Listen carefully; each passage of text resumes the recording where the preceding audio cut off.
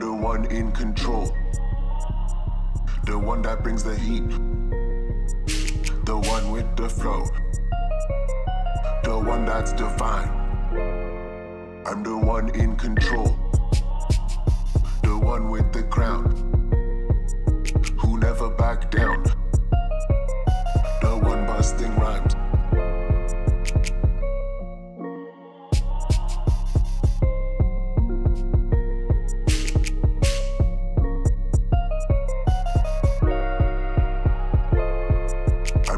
In control, the one that brings the heat, the one with the flow, the one that's divine.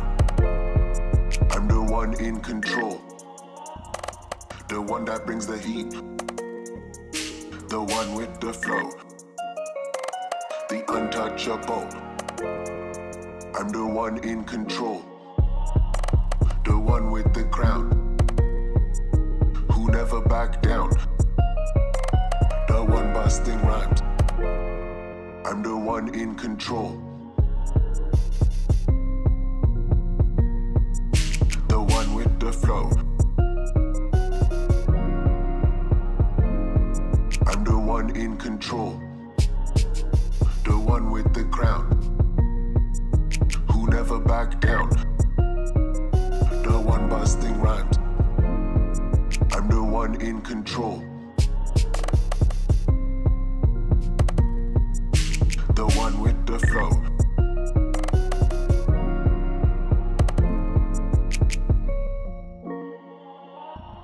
The one with the crown, who never back down, the one busting rhymes.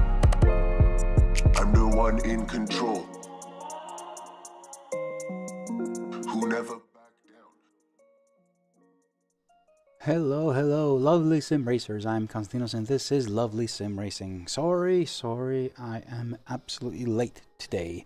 It has been a hell of a day and I was considering actually not streaming. I only finished work and got up here, like, I don't know. I was on a call, a really nice call basically with two really good friends, talking about sim racing and the business in general. And it was really fun, but I didn't manage to do half of what I wanted to do. And one of the things that I really wanted to do was connect my brand new Greywolf GWT-01 wheel. I didn't have a chance. So I do have it. If you guys want to see it, I can show it. I won't do an unboxing. I don't think there's much of an unboxing to do. It's a standard box. Actually, I can show you the box and everything, but all right. So this is what we'll do. Completely unplanned again. My plan was to unbox it. This was the original plan, to unbox it live on stream, but I just couldn't wait. I could not wait, and I obviously unboxed it early, and I set up the QR2 and everything. But have zero time to connect it to the PC and pull cables and everything. So we'll discuss that a bit later. So that's one thing. I'll show you the wheel. Federico, hey Miroslav. Federico will be in chat, and we can also get him on a call if you guys want to ask questions. We can just invite him, and he can also be in the stream today. So if you have any questions, you can ask him directly. I will answer as many questions as I can, and I will also show you a bit, like, I will show, not the unboxing part, but I'll show you what's in the box, at least the parts that I can't show because the cables are all over the place now. I actually wanted to connect it, but I couldn't. Didn't have time to do that. And then I'll just get back to working a bit on the lovely dashboard. So for the lovely dashboard, I will be showing you a few, like one thing that's going in 2.7.1. And then I'll just go through the backlog and try and work on it. And in fact, perhaps today I'll also work a bit on the pit wall. I know you've been asking about it, and I might do that. Hey Travis, how are you doing? Welcome to the stream.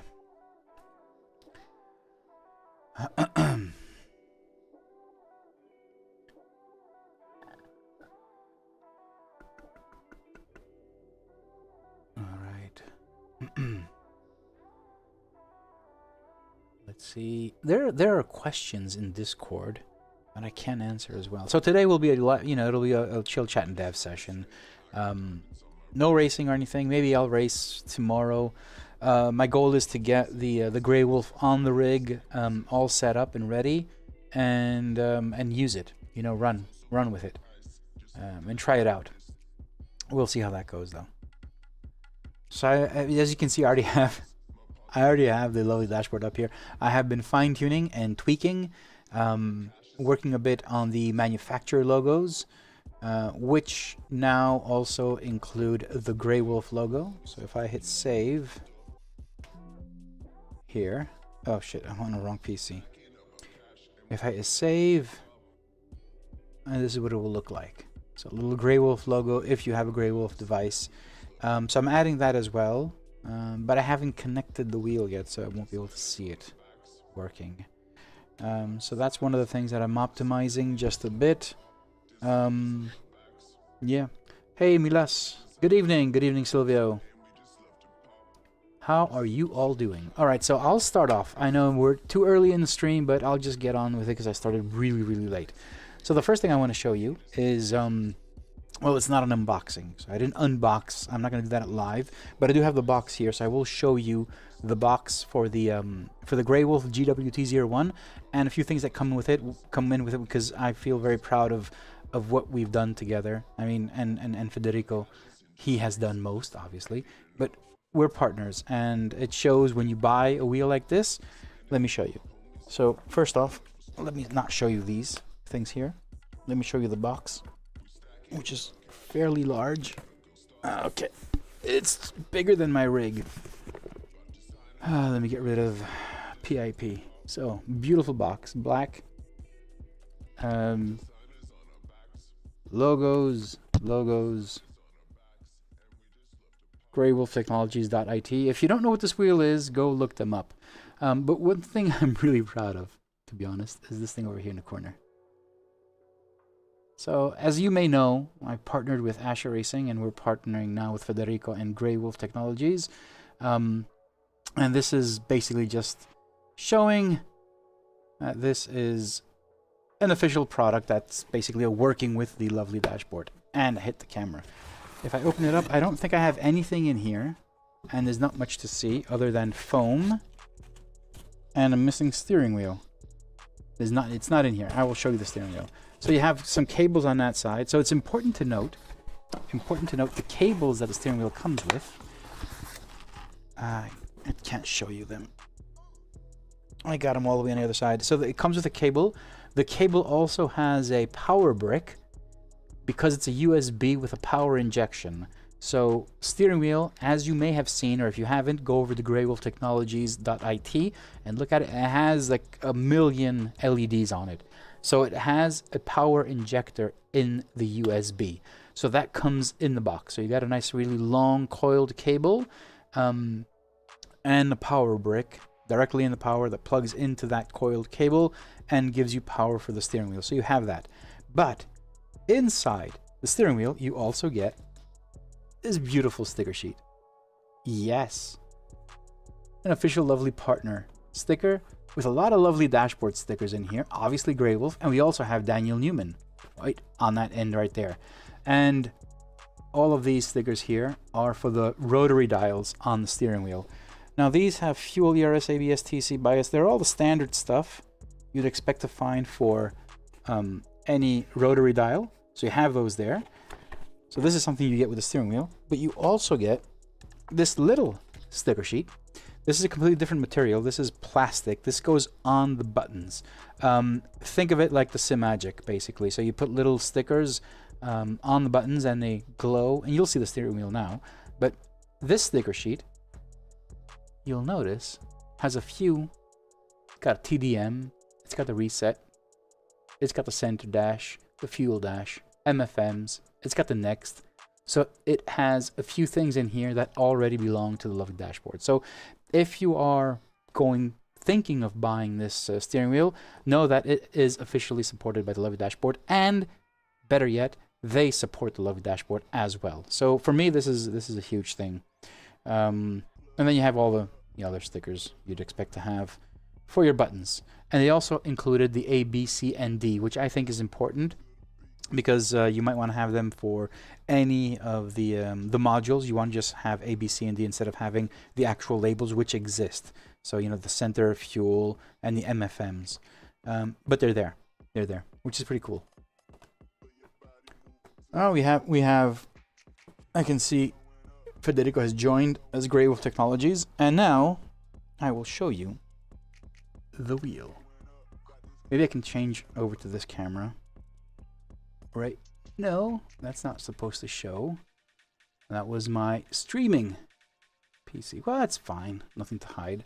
Let's look at the back first.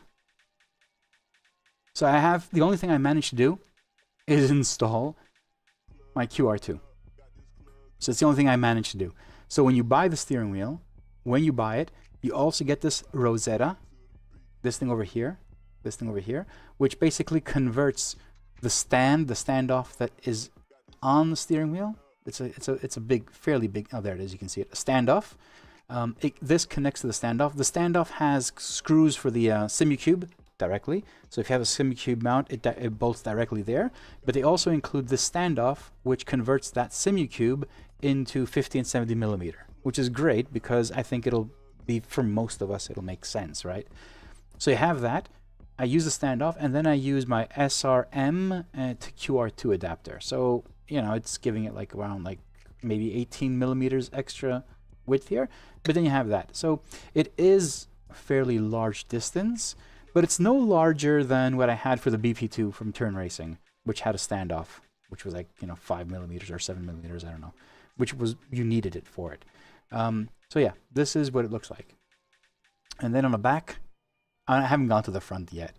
So Federico has provided the blue shifters because I asked them for blue color, and he kindly obliged. So you have these shifters here. Let's listen in on them. Hold on, let me cut the music. Let's listen into them.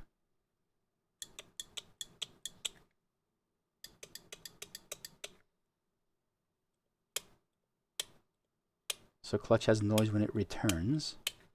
And let's do the shifter again. So it is kind of on a high-pitched loud. It's not loud.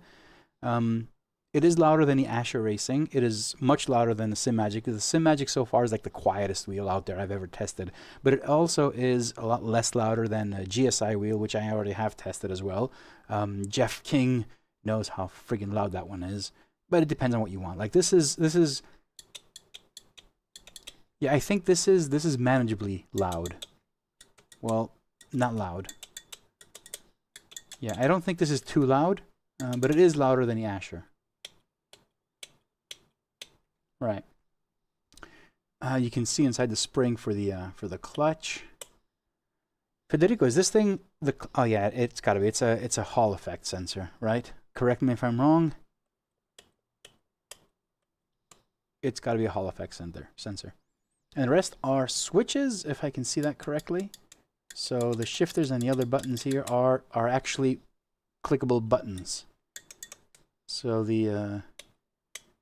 so this is a Hall effect, the clutch, and the rest are just simple buttons. All right, let's get some music back in.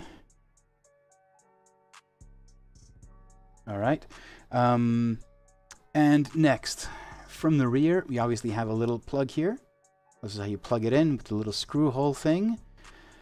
And you have two buttons, left and right here. There it is, two buttons. These are function buttons. These buttons control various functions of the steering wheel. Federico's on a call. Maybe he can join in with voice later on, so he can explain what these two buttons do. They have various functions for restarting, rebooting, resetting, and clutch calibration and stuff like that. So I will explore all of that with Federico when the time comes, because we're going to add that to the lovely dashboard as well. And here you can also see, that's a better angle.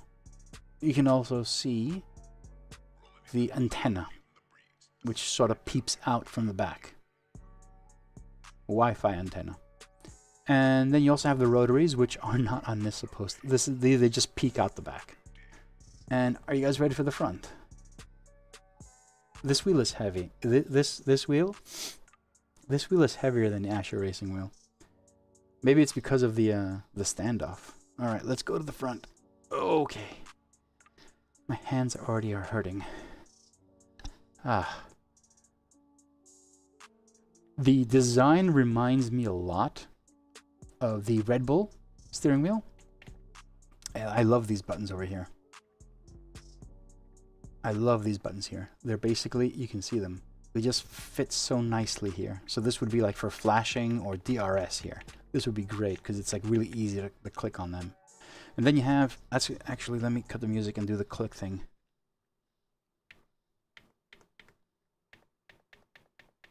These are very crisp. Very, very crisp buttons. How about the rotaries? Yeah. Yeah, they're definitely solid. These things also light up, but I can't turn it on now because I haven't connected the wheel yet. So it'll just have to do as is. So everything is within reach, which is good. And I have small hands. I don't have really big hands, so it's pretty good. These are the best buttons, though. These rotaries? They're nice. They're the same thing here, but these things feel a bit softer, I think. And then you have these rotaries, which are, again, very solid rotaries. Nice. And buttons. Right, I'll describe the buttons. Okay. So I need to switch to the cup. This is very heavy. I can't hold it with one hand consistently. So I think the buttons remind me a lot of the Simagic buttons. So think of the crispiness of the Simagic GT Neo buttons, but without that fake plasticky sound. Okay? So think of the button press. It feels pretty much the same when I'm pressing it, but the actual sound of it is not... You know, the one thing that I keep on saying that I hate about the GT Neo is how plasticky those buttons feel, right? Although the wheel is great, blah, blah, blah, and all that kind of stuff, because I don't think they'll ever be compared at that price point. But this, I think the wheel has that quality of click. So the tactile feedback is perfect. Short throw, not too much, and very crisp. So you definitely know when it's clicked. But the sound is so much better than the GT Neo. It sounds more, it's like, it's that thing. And I was talking about in like previous streams. It just sounds that level more premium at this point. It's really good. Really good. And then here you have a 7-way joystick. And click inside. All right. And that's pretty much it. And I can't turn it on. Sorry. That's where I should be showing it. I can't turn it on now. I don't have the cable set up and everything. So I won't be able to turn it on. But we can talk about it. We can talk about it. We can talk about the steering wheel if you want to. And Federico is in the chat. So does anyone ask anything? Sexy is not that many like it. It is dampened, Silvio. The buttons in the back, the shifters are dampened. So they are dampened. On click, the shifters make more sound. On return, they don't. Whereas the other way around, for the clutch, on return, it's dampened. So I don't know how, I don't know the exact thinking behind it, to be honest. But again, I don't think the steering wheel was made to sound quiet.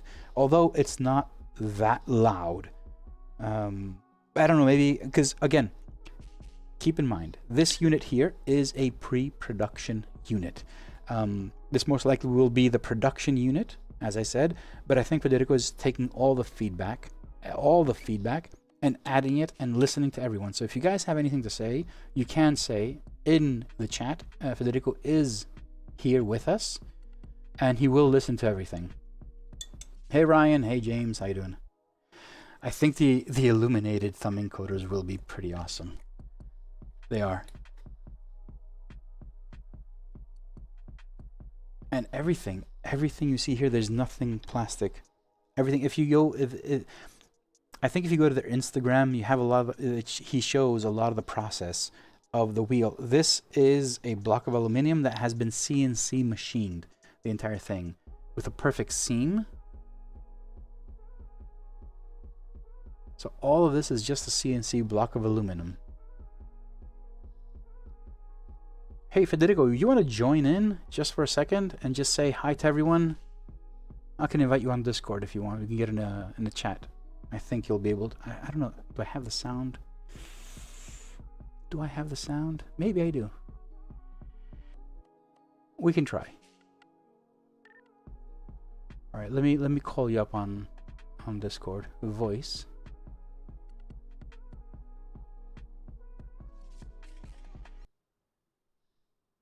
Let's see if it works. I cannot hear you, and I think no one else can hear you, but give me a second. Let me see if I can fix it in the audio.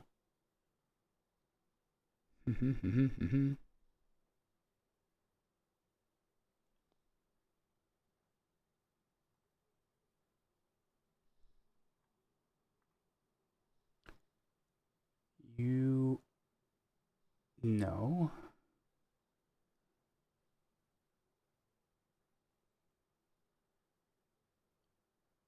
Can you say something just really quick? I want to see. I want to test the audio. I can't hear you. New toys, man. Yes, Jeff. New toys, and it's friggin' heavy too. Let me see how I can get this thing to work. Audio settings, voice and audio.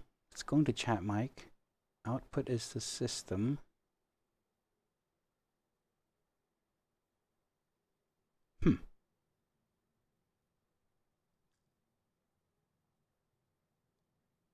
No, so it should work. Don't get it. Like, where's the music playing? Let me put it to the music.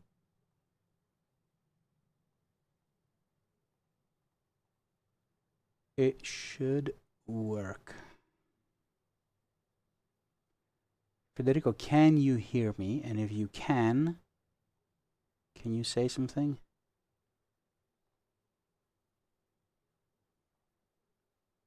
I can't hear him. Okay, can you hear me now? Oh, there he is. Okay, so it wasn't me. Let me get rid of the music.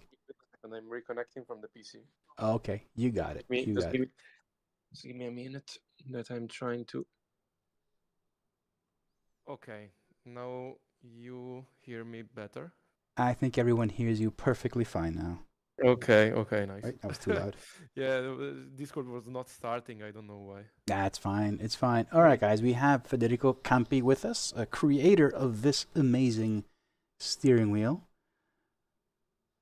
creator of Greywolf Technologies. So I think there was one question that basically said, are the shifters dampened? Because I think you told me this is a version where they are dampened, or not? Yeah, exactly. Yeah, they were, as you were saying before, they were not built to be silenced in the first way, because it was a wheel that we were building for ourselves basically in the beginning. Yep. And for like drivers that like to hear the sound of the shifters.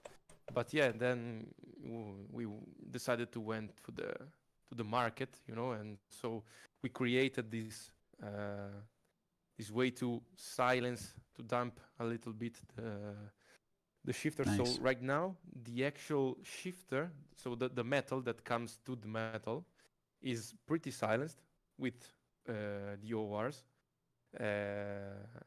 But the actual noise that you're hearing from the shifters are the switches that are sounding. So it's probably one day we will be using the how are they called, the whole sensor for shifters and paddles too, so we can avoid any type of noise, so damp the actual aluminium to the aluminium. You can see the buttons there, yeah. Actually eliminate the click noise that happens when you so shift. These two have the so the buttons on top and the shifters have the little button inside, and the clutch has a hall sensor. Yeah, that's right. All right. Miroslav says, I think he's referring to the rotary dials. He says he'd prefer them a bit opaque like the buttons instead of being translucent. the thumbs encoders. Yes, yeah, the ones that light up.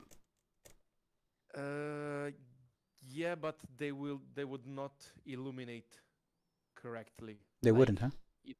They would like need 4 LEDs to light up as they light up normally, because basically when you use like opal material as for the buttons, you need a lot more light to light it up.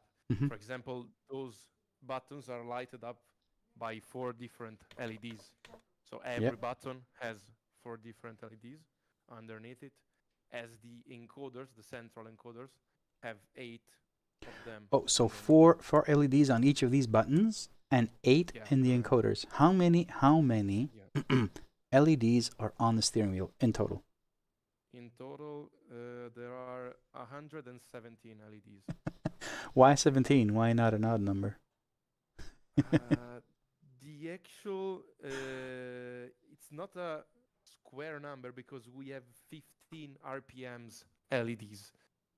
So then the square number is not square because of that. Okay. So we have 15 plus 6 Steward Marshall LEDs, the 4 out from the screen that are mappable as well, the 4 single LEDs that you have here, and then all the thumbs have 1 LED each.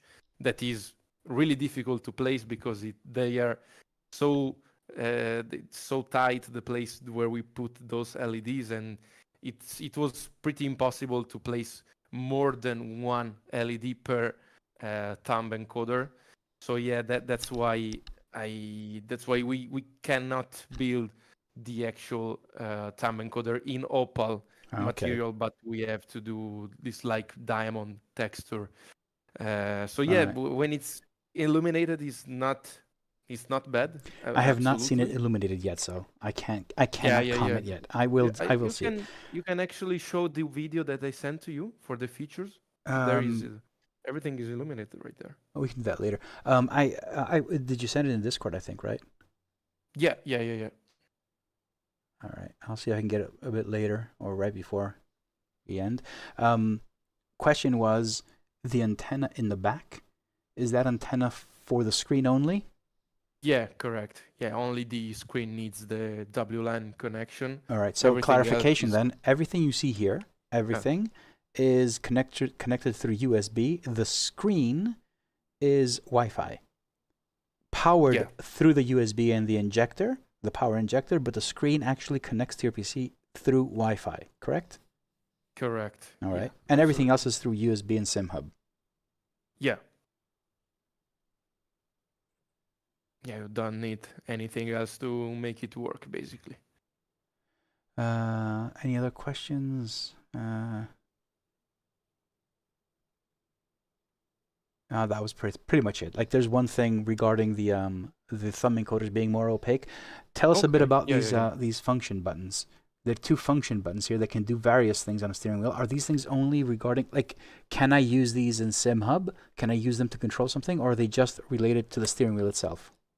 Okay, so basically those are only functional buttons, so they are not, you cannot map them into softwares because they will not be recognized.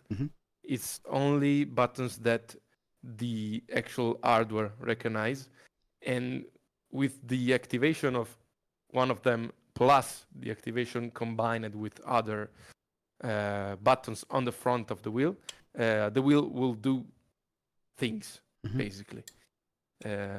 Can regulate directly the overall lighting, can regulate the bite point, can switch between your dashboards, because that's one of the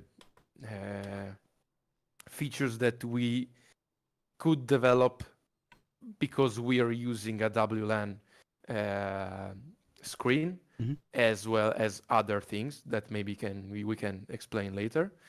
Then actually we have the actual refresh for the screen, because as using a WLAN connection, we can actually refresh the dash if something gets stuck or anything, or it's not refreshing in the exact frame rate that you want, you can try to refresh if something is wrong with the internet flow and stuff like that. All right. So then we have, yeah. No, I was going to ask. So this thing, if anything happens, you can actually reboot the wheel with those buttons, right? Because without disconnecting. The buttons on the back. Yeah. Yeah, exactly. Because the buttons on the back, if they are clicked together and hold for 1 second, the wheel will instantly reboot. So if anything bad happens to the wheel or to the USB ports and stuff like that, okay, yeah, it's. All right, I think that's. I think these two buttons, if other companies are not thinking about them, I think they will be thinking about them after your steering wheel. I find them just so practical. I keep on saying, one thing that I keep on saying for DDUs, for instance, if a DDU doesn't have a switch on it, it is it's not the most important thing, but it is a deterrent for me to buy it. So if it doesn't have a switch, I'd be more like, maybe I don't want, because I do want to reset it just in case. And no steering wheel has buttons to reset, and yours does. Of course, resetting the steering wheel is kind of dangerous. You can't do it while driving, because I'm assuming if you reset it, then nothing works, shifters or anything. But it would save you so much time of removing the USB and putting it back in, right? Yeah, correct. Basically, what happens when you reboot the wheel, basically you lose 3 seconds while the wheel reboots and the controls come on the wheel. And so, if anything goes really wrong with USB ports and cables and stuff like that, you can avoid to lose the entire race. You'll lose maybe 5 seconds on your race pace, actually.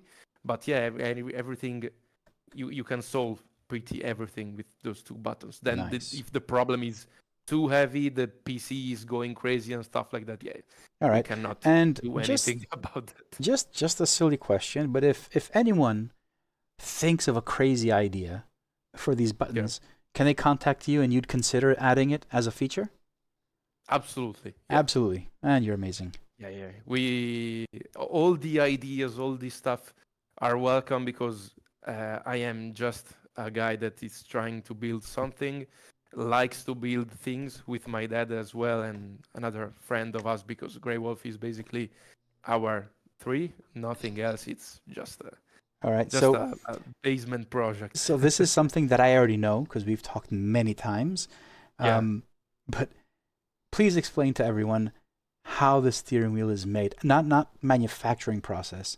The fact that your dad, around 10:30 p.m., you sent me a picture of your dad assembling the shifters and saying that is what passion is about.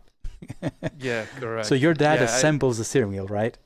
I think it was later than 10 and 30. It was late. It was 11:30 because I was leaving to go to my actual job. Okay. And it was I think almost midnight. And we were there assembling the pre-order units. I was putting the dampening on the actual shifters while he was actually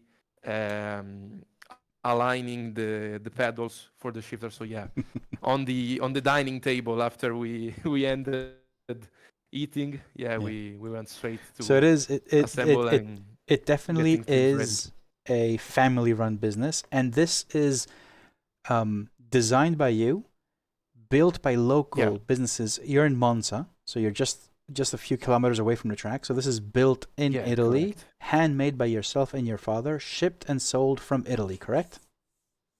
Everything apart from chips and electronics comes from Italy. All the CNC stuff and. So specs this wheel. How wide is this? It's not as the Ascher is. I think is a bit bigger. This is a bit smaller, right? It's a 28 centimeters, 28.1 in the maximum range we have. It's a Formula 1 style steering wheels. It does remind me of the Red Bull a lot. It was inspired by that wheel. Absolutely, the actual top forms are from that wheel, but then we modified like the original one doesn't have those two little horns on the right and on the left, and obviously there is not the encoders that comes out from the back of the wheel. Oh In yeah, the real this one, doesn't there's a happen. big carter behind it. Yeah, the back was completely redesigned as the actual encoders part, and the button layout was a little bit optimized for sim racing. I just noticed something. I don't know if you can see it. Little Greywolf logos behind the magnets on the shifters and everywhere. Yeah, yeah, everywhere. Nice. A nice little detail. What else would I want to ask? I've asked so many things, but every time I look at it, it just begs for more. Would you consider putting more dampening on the shifters? Because I can see you have some dampening on the bottom side here. Yeah. Would you consider putting, like, can you put dampening on the top side as well to completely eliminate the sound? For the clutch, you mean? For the clutch? For the clutch and the shifters? Okay, yeah, so, I mean, so wait a second. Do this sound, I'll let you know. This sound, this is the actual button clicking, so you can't do anything about that. But if I hit it and let go, the return would still be that. Yeah, these things are dampened, to be honest. It's the actual switch that's making the sound here. Yeah. Yeah, the switch is the 80% of the sound that you're hearing, basically. All right. Yeah, we're trying to develop this shifter without the actual switcher. So yeah, it will. You mentioned. Yeah. And I think you showed me as well. Oh no. Wait, was it you? Did I see it on the Dizzy interview? The handles. Oh yeah. Did you show to there where you can actually change the color? Like you can actually customize the color of the handles? Yeah, correct. Yeah. I think I showed in the podcast as well. If anyone's watching the stream right now, and if anyone is really into customizing, know that these handles here can be customized. Well, I don't know if you can do it any color, but you can get them in weird colors as well. I already told you I want them in blue now. I want them in blue. Okay. But to change them, is it hard to remove them? Like, do they have to send the wheel back to you, or is it something I can do myself? To switch them? Yeah, to switch the handles. So if if you're an expertise user of screws and stuff like that, and you trust yourself, you can actually open a little bit the wheel, and you can actually detach the handles that you're using and switch them with other ones. So yeah, you can change them without sending back the wheel. What we tell to the customer is to send back the wheels just to be sure, no matter what. Yeah, just to be sure that nothing bad happens. Could someone order with a different color up front directly, or would it have to be an after thing? For the handles? Yeah. No, it's something that could be ordered that way, because when somebody ordered a wheel like this, I will contact the person via email or Discord and stuff, and make some chat with him directly. I would like to explain all the projects, because we did not sell like 1,000 of these. So I like to talk with the people that is buying this, follow every step of the installation and everything, because it's something that I like to do, and it's something that I can offer right now, because we don't have massive orders or numbers to get back. So basically it's really cool that you can pretty ask anything you want. Like on a wheel, we actually colored the front encoders in blue. These encoders? Yeah, the front ones. Okay. And the live stream is a little bit. Yeah, that ones. All they right. wanted in blue. Yeah, we can anodize that in blue. Like I'm trying to do. I'm building a sample right now with purple shifters. So Dan the groups Suzuki. behind the wheel will be Dan purple. Suzuki color shifters. No, Suzuki.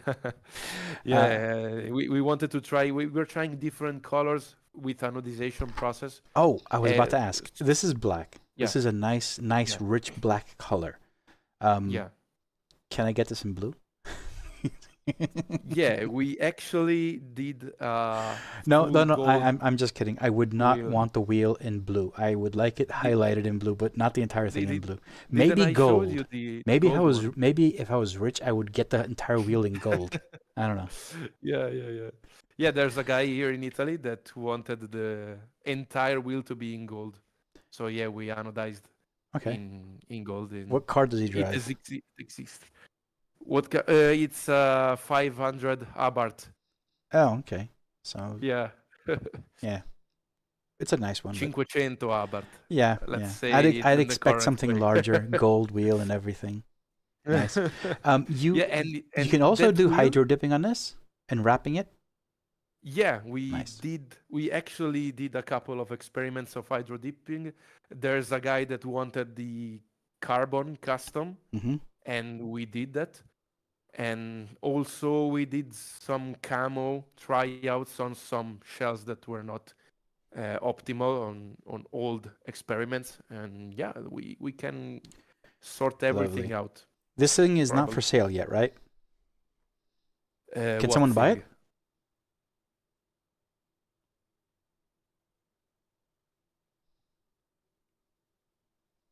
Can you hear me? I Hello? I can hear you now. Yes. Okay.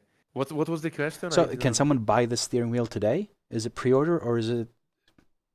So basically, on the website, I need to change, but the actual my actual web helper is not reachable for from a week. I'm I'm in difficulty at the moment. Yeah, I swear You have I to do have that this yourself difficult- as well. Get your dad to do it. Yeah, because I need to change from pre-order to order because the pre-order time All right. is So people can actually order this if they want to. yeah, actually, yeah, and the waiting time is not 6-7 weeks, but it's like 1 week. Well, say that again if you get like 100 orders. Yeah, the waiting time is I cannot what I can say, but yeah, 2 weeks. I think I can sort it out. All right. I think this. I haven't plugged it in yet. I have not tried it yet. So hopefully tomorrow or the day after that, I will make a stream driving the steering wheel, and we'll get it all sorted. And I can't wait to actually use it. Unfortunately, I didn't have time today to get it plugged in. I only managed to put the QR on it. This is a bit. It does feel. Actually, if I wait, let me put it in here. It won't work. I'll just put it in place. I want to see how far away this is. So you can see where this thing is, the Ascher Racing. If I remove that and throw in the Greywolf. Okay, it is much further away. Oh, but it's okay. It's still drivable. Especially this actually feels more like a Formula 1 position now. It's a lot closer and higher now. The way I'm sitting, right? Because the other steering wheel is far further and lower. Okay, yeah, so it's considerable more Formula position. Yeah, no, actually. So what I really like, I said this, like there are products that I really love, and like things and specific features on products that I absolutely love. I think from this steering wheel, I love the two buttons. These buttons over here. These buttons. I don't know on why. the front, Yeah, they just feel so nice. They're so easy. They're really comfortable. Yeah. really and the position as well. I think it's nice. How this is a very heavy wheel. How much does it weigh without the QR? Just the wheel as it is. With 6 paddle with the hub too on it. Well, don't include the QR too, because someone can put whatever hub they want. But my hub, like the extender that we have on the Well, back. yes, the extender. So Yeah, with including the extender we are at approximately 1.9 kilograms. So hold on. So up until this thing over here, including this. Wait, I have a little bit of Yeah. latency. Yeah, and the round And circle okay, so and this, okay, the Rosetta, whatever you around call 2 it. kilos with everything. 2 6 kilos. pedals and all the ups. Yeah. So 2 kilos up to here, and then I add this, which is like another 300. So this is substantially more heavy. The Ascher comes out to 2042 with the QR2 on it. Okay. That's why I love the QR2. I don't know if you guys saw it. QR2, you just slide it on. It's so easy to put it on and off on the base. I love it. So this will be around like 2,500, around 2.5 kilos, something like that. Yeah, yeah. All right. Reach it. Still, can't wait to try it on. I mean, Yeah. you would probably have a problem using this steering wheel on a low-end direct drive, like on a CSL DD, the 5 Newton meter. That would probably be a problem, right?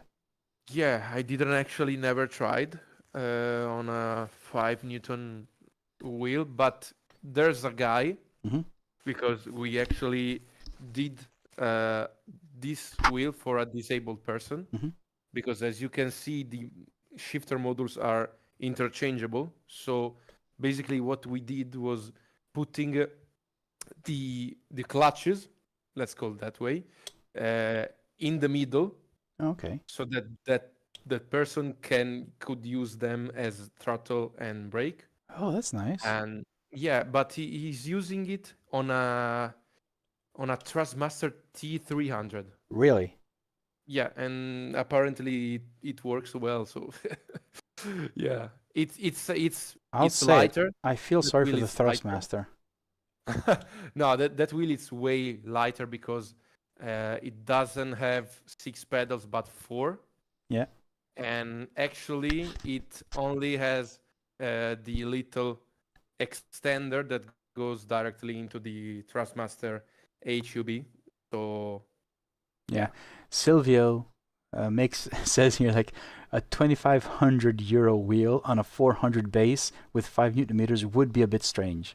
Yes, it would. Yeah, I can agree. But Silvio, you honestly, you can have any, like a Thrustmaster, fine. I personally cannot understand how this would work on a Thrustmaster, because I've had a Thrustmaster, the T300. That was my first base, and yeah, I mean, I don't know.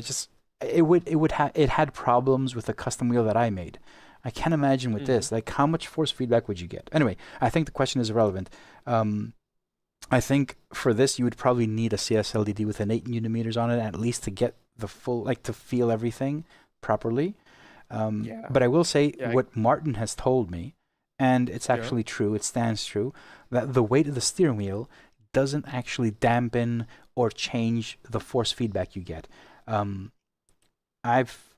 From steering wheels, basically, from using the Simagic, which is very light, and using the Fanatec 2.5, and then going to the Ascher steering wheel, I think the force feedback that I get is a bit more quality, a bit more qualitative, or whatever you want to call it. The feedback that I'm getting with the Ascher racing steering wheel, I did pump up the force feedback a bit. So when I was running at 30%, and then I've taken it to 40%, I think, but it feels so much better. So I can't wait to see what it feels like on this. I really can't wait to feel that on this. Although this is a smaller wheel, it's 28, so that would also need to compensate a bit, because the smaller the wheel, the less force you need to put on it because it's harder. The larger the wheel, the more force you can actually handle. So it's kind of like, yeah. We'll figure that out. All right, any other questions? Miroslav says, so grateful for people like Federico and Constantinos. I'm so proud of being a part of the sim racing community. Well, I'm so proud of being part of the sim racing community as myself as well. And having all of you guys, members and not, it doesn't matter. All of you guys are great. Sylvia says, Federico's father is a charm of a person, from what Federico said. Federico's father is amazing. He's helping him build these things, hand build these things. Of course, Federico, if you want, let people know, like, your father builds the most insane cockpits for sim racing. and not just cockpits for sim racing, right? So yeah. I've seen pictures that you've sent me that your father is building complete Formula One, 1-to-1 scale size cockpits for use in Formula One, for use as a sim racing, for sim racing. But he also has built 1-to-1 actual model cars for showcasing, right? Yeah, that's right. So your father can build cars and steering wheel and like from really heavy, using heavy equipment all the way down to microelectronics. Yeah, that's amazing, man. Correct. Yeah, he's mad. And my dad can't change the channel on the TV. Correct. My God. Yeah. It's crazy. He's crazy, man. He's passionate about it. He likes to spare time with me. I mean, we're together from morning to evening, thinking about things, talking about everything, basically, developing, trying out things, calling Ivan for this and that. Yeah, this is basically our lives nowadays because, my dad is 70 years old, so he's not working. He's only helping me in this. That is amazing. And basically it's everything is in here at the moment.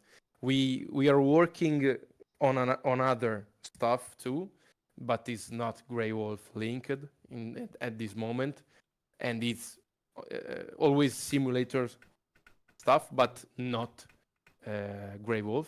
The only thing that will be on Greywolf right now is this wheel and future wheels that we are designing at the moment and developing. And and more will come because we're actually developing our QR system. We are actually building... You're very busy. I know that much. All right, man. I don't know if there's any more questions in the chat. Otherwise, I think we can close the segment with this wheel. This wheel is for sale. So people can actually go to the website, and it says pre-order, but I think if they place the pre-order, you can contact them and they can also purchase it. And it's very customizable as well. So if you guys want, you can actually, switch things around. And just talk to Federico and he'll set you straight. Definitely he'll help you out. Well, that's pretty much it, I think. Correct. Yeah, the only last thing about the actual WLAN screen, that is one of the most important, let's say, is that we can have up to 64 FPS. Oh, we didn't mention that. I couldn't try it on. So it's something that it's not a key factor on a steering wheel because you don't need the 60 FPS on the dashboard, but I don't think so. I think it is a key factor everywhere. At least, like I don't really mind, but creating the Lovely Dashboard, I've gotten so much feedback every time I made like a change to the refresh rate to save, power, resources, and performance. Everyone would spot it immediately. So everyone would message me saying, "What's wrong? Why is the wheel lagging?" And the answer is it's not lagging. It's intentional to save, resource power and all that. So being able to have on the steering wheel a screen that does up to 64 FPS, I think everyone will, and it will be a factor in deciding for the steering wheel. I think so. Maybe not for you or for me, but there will be people saying, "Okay, that's 60 frames per second. I prefer it." And even like the reason it's 60 frames per second can go up to 60 frames, it's because it's wireless, right? Yeah. Because any other USB, it's limited to 30 frames from SimHub itself.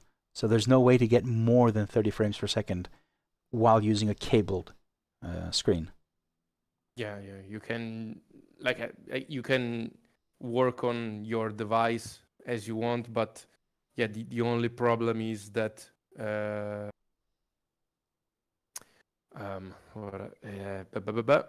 only problem is that SimHub has limited that amount of FPS to avoid problems. Yeah. All right. Okay. All right. That's basically it. The new wheel. Sorry, I'm going to spend some time tomorrow. Question from Silvio. Oh The wait, boot up Federico. problem, what happens 1,000 times? It's totally solved. Oh my God. It was like the decentrated screen. Hmm? If that's it, if it's that the issue, yeah, we solved it absolutely 100%. All right then. Absolutely, yeah. So Yeah. gone with the bugs, but you know, it's never gone. Yeah, but and you're never finished. yeah. you know well. Yeah. I'll just say like before the stream, we had a nice call, Federico, Martin, Ascher, and I. Nothing, complicated together and talking about the dashboard and steering wheel. Just general conversation. And one of the things that I brought up was that a product is never finished, because a lot of people say like when you're finished, put it out there, and like it's never finished. In fact, the product life cycle only starts once you publish it. Once you start selling it, that's when it starts. That's when you get the feedback. That's when you want to make changes or people suggest stuff. So for me, the lovely dashboard, I always get the same thing. Comments like, because right now, like the lovely dashboard has all these members, and the members get new updates every 1 or 2 weeks, depending on what I have to do. And I've gotten some comments saying like, yes, but at some point it'll, you won't have anything to add. And my response is, you don't know how big of a list I have. It is like literally I can work on the dashboard, deliver like every 2 weeks a new version for the next year, and still have things to do. So the product never ends, and most of the stuff that I'm doing is feedback that I'm getting from people that are using it. Yeah. So this whole interaction, it's never ending.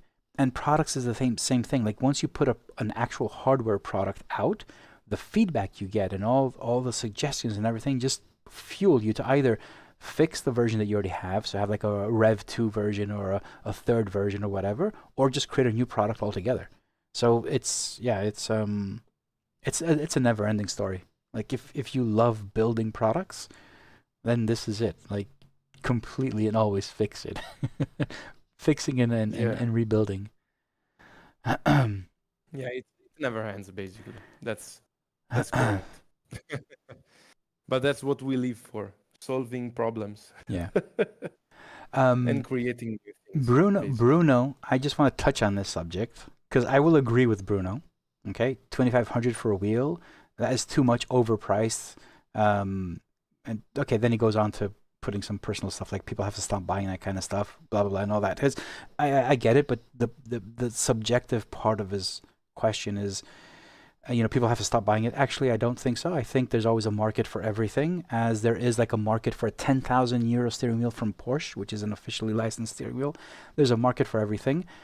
But can you just briefly explain why this wheel costs 2,500? Because I know that the profit margin is not, it's not like you're making 2,000 euros on this wheel.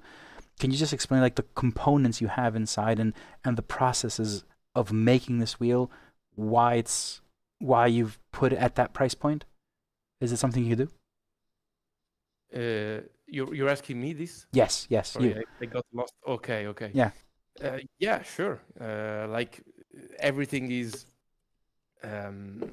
built from scratch, basically. So nothing on the wheel existed before building it. So every button and even the actual encoder covers where the light is popping up, everything is made in CNC machine as well. The buttons. I know it's plastic, but it's plastic operated in CNC because that kind of plastic, it's obtainable only in bars or in flat pieces, not from like a round thing that you can work on a machine that allows you to do that. I don't know how they're called in English. But well, it's fine. It's fine. It's machined. It's basically it's not plastic molded. It is machined, so the quality is more consistent.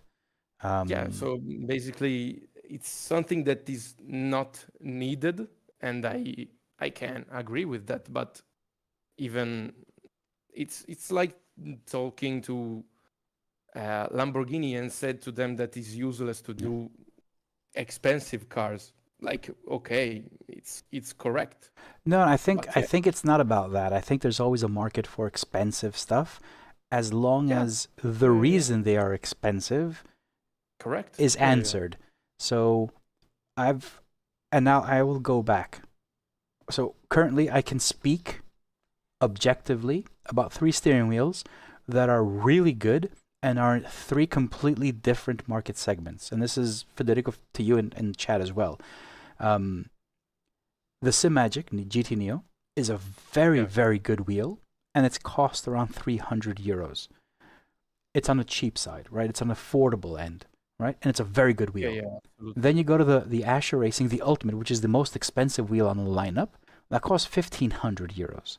And then we have the Greywolf, which I haven't tested at all using it, just touching it. That's 2,500 euros. Every wheel, when you have it in your hands, you feel the difference and the level. The difference between the Ascher and the Greywolf is not so big. So looking at the wheel itself doesn't show the 1,000 euro difference, but once you see the detail on it, the CNC, which can be seen on it, I was looking at like little fine details, then you realize that this thing is on its own level, right? Bruno says CNC is not expensive these days. Actually, the specific wheel, and Federico, you can answer this, you can confirm this or not, the specific wheel is made, I think you told me it's 10 hours for each wheel only in the CNC. So only the shells, not everything. I will agree that you could have designed it in a way that it wouldn't take it 10 hours and it will be a lot less material to build it, but it wouldn't be this wheel. It would be a different wheel. So that's why I'm saying that there's always a market. A wheel that is worth 1,000 euros minor than this one and sell it at 1.5k, and so that's no. I mean, and that's where I started off. That's how I started off. The Simagic wheel is made of plastic. It looks like it's carbon fiber, but it's actually just plastic molded, and it's a great wheel. And it's on the market. People can buy that. You don't need to spend 2,500. On the other hand, if you do want to spend money on a very expensive wheel, you can get the Greywolf. In fact, you don't need to get the Greywolf. I know there are wheels coming on the market that are made 100% carbon fiber, which is on another level, and they will be 5,000 euros. They will cost. It'll go even like 3,500 euros. I don't know what the cost is, and they will be full carbon fiber, which is on a different level than CNC. But there will always be a market, and in fact, I think it's a good thing that you have a market going from extremely low to very high. I personally may not buy a steering wheel that costs 5,000 because I find it's too much money, but I want it to be there because it drives innovation, technology. It's the reason why lower end wheels are getting better as well. I do not think that there would be a Simagic wheel, the GT Neo, if there weren't very expensive steering wheels. I honestly don't believe that. The reason we have the Simagic GT Neo, affordable wheel that's very well built and looks premium, is because there is a more premium wheel, and people want to buy the premium wheels but may not have the budget or don't want to spend the money. It's not about having the money. Sometimes you don't want to spend it anyway. There is an option. That's why I think having all of the options available to purchase at any price point, but it is important, and this is something that I always say, it is important that if I spend 2,500 on a wheel, I want that wheel to be 2,500 worth, you know? I don't want to buy something plastic just because it has a logo on it. It's important that that wheel costs that much because it is of that quality. So for me, there's no such thing as that's too expensive. No, I mean, I've seen how, quick example, I've seen how Louis Vuitton handbags are made. Like I've been into the factory, so I've seen how they're made. And suddenly you're like, okay, 1,000 euros doesn't seem too expensive for that now. If that takes like 30 days and like 10 people making that specific one handmade, it doesn't seem that expensive. And in fact, if I want something cheap, I have other options. But if I want to buy something that's crafted, handmade, designed by, with love and everything, there is an option. So that's just me ranting on pricing. I just think that the world needs affordable and very expensive, and you get to decide what you want to buy in between.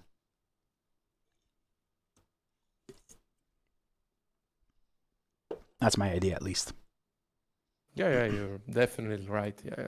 I mean, the price tag of this thing is not decided to be high because we want to earn a lot of money, but is decided from the cost that we have.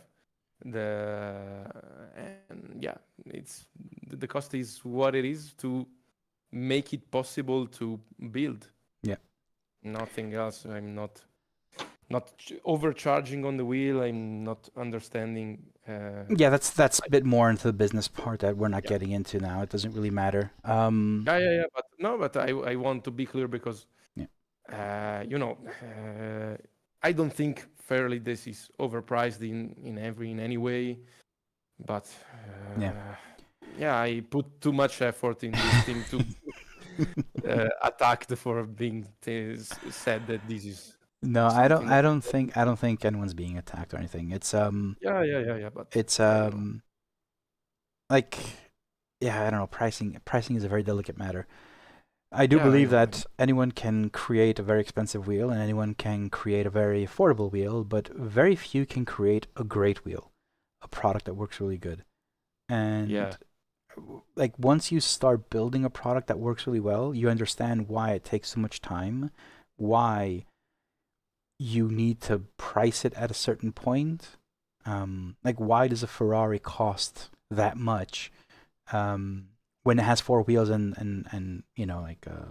Hyundai has 4 wheels? It's different. It's a different experience. Yeah, absolutely. Anyway.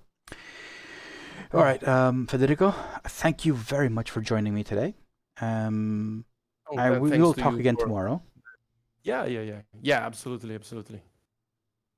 All right. I will hang up and I will continue now working a bit on the Lovely dashboard and talking about new stuff that are coming. Thank you very much again, man. Very good. Thanks to you. Bye all. Bye, Federico. All right, guys. Federico is off the line. Wait, let me pull this down. Put some music now. Good. The pricing is a huge topic. I think Thiago says it as well. Really good. Price is dictated by the market. So if there is a market, then you can go up there. For me, I'm a frugal shopper. Frugal is neither spending too much or too little. So I'm somewhere, I sit right in between. I spend for things that I think that I need and I think that I want that will make my life better, even if it's just for a hobby. But the important bit is when I do my market research, I try and find what is the best wheel for what I actually want. Not just wheel, anything basically.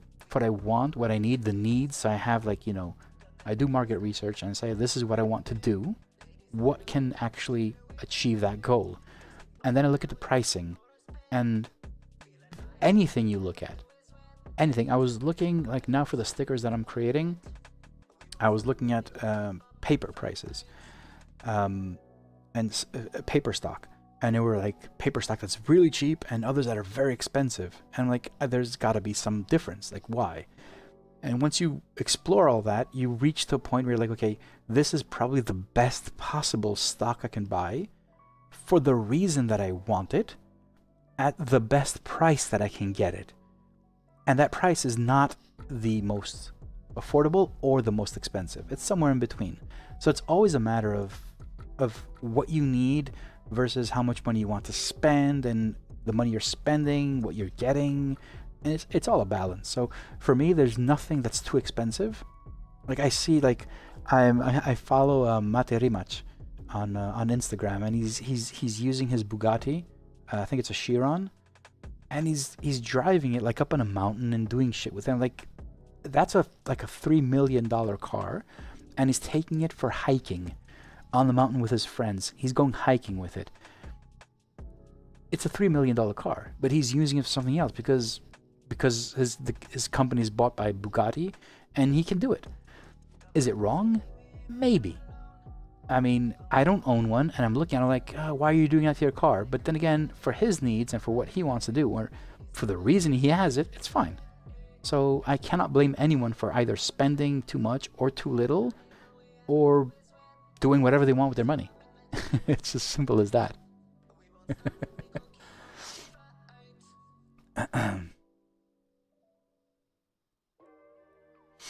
There's a Tiago. There's not the Porsche grid. There's also an actual real Porsche sim racing wheel that costs 10,000 euros, which, I think it's ugly. I don't like that Porsche design, but it's there. Jeff is more of an impulse buyer. No, I don't like. I love the process of going through the market and looking at what's available.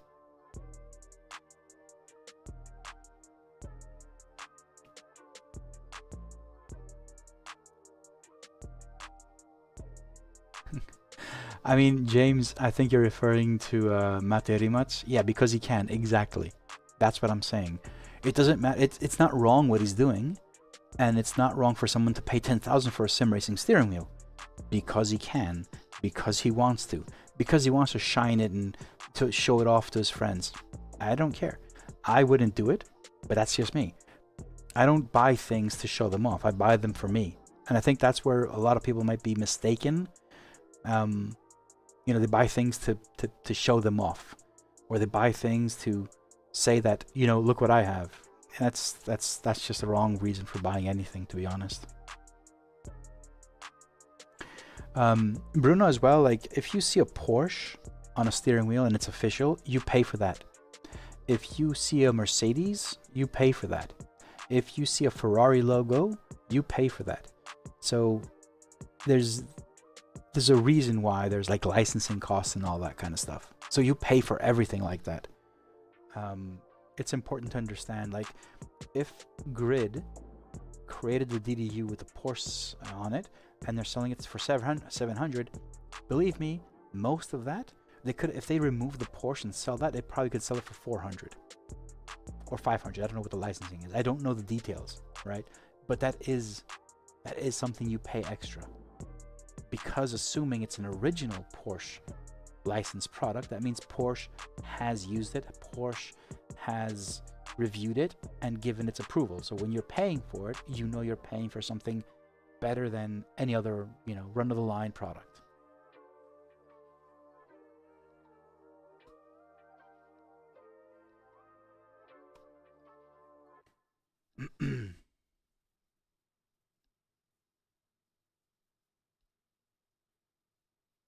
Oh shit, what did you just buy?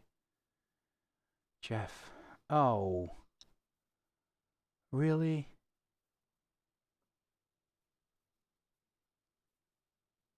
That looks nice. I know you're into... So, we should show that. Jeff, you should show that to Bruno. Okay? Jeff, you show... I'm not showing it. You should show that to Bruno. And then it's like, there's a market for everything. Honestly, there is. There's a market for everything, man. 911 is a spicy beetle. I will agree. I will agree on that. All right, guys. So we got carried away a bit with the Greywolf stuff. It's a great wheel. I haven't connected it yet. I can't use it yet. Hopefully, I'll have some time to do it tomorrow. Get all the cabling in and everything, because as I said, I need a power outlet, because this thing has a power injector in the USB, and I also need to connect it. I need to connect the Wi-Fi part. I need to connect the buttons and everything and set it up. So if I have time, I'll do it tomorrow or maybe on Thursday, but I do want to start racing with it, so I'll try and do it as fast as I can. I'm changing subject now, so I'm going away from the pricing and everything, so just know that. So what I have in front of me, just so you guys know, is the version 2.7.1, and you can see it over here as well. if you can see it. It doesn't really matter what you see there. 2.7.1 will have a few differences. So just so you know, I need to clarify, just step back a bit. There was a bug that was found in the Ascher Racing code, so there will be a release 2.7.0.1, so it's a patch, basically, for all the public users. So that's going to come out up until like maybe end of this week. And simultaneously, I will have the 2.7.1, which will include that patch for members. So if you're a member, you won't get the patched version, you'll get a new feature version. Now, what's included in the new feature isn't so important as far as features are concerned, but so as many of the features that I'm adding to the Lovely Dashboard, it's coming from your questions. So someone in Discord asked and said, why am I running the Toyota GR86? And in the little panel inside the track components, that little box, it said Toyota GR. It would basically crop Toyota GR86. So how this works in the Lovely Dashboard right now is I have a local library which finds a string Toyota GR86, and if it matches, it shorthands it to whatever I have in that library, right? But that library ships with the dashboard, and shipping with the dashboard means that if you need to add something, I need to publish a new version. So I kind of considered the fact of, you know, how I would make this a bit more easy, and I already have a lot of stuff that's on, like the track data, for instance, that's on GitHub. So I did kind of the same thing.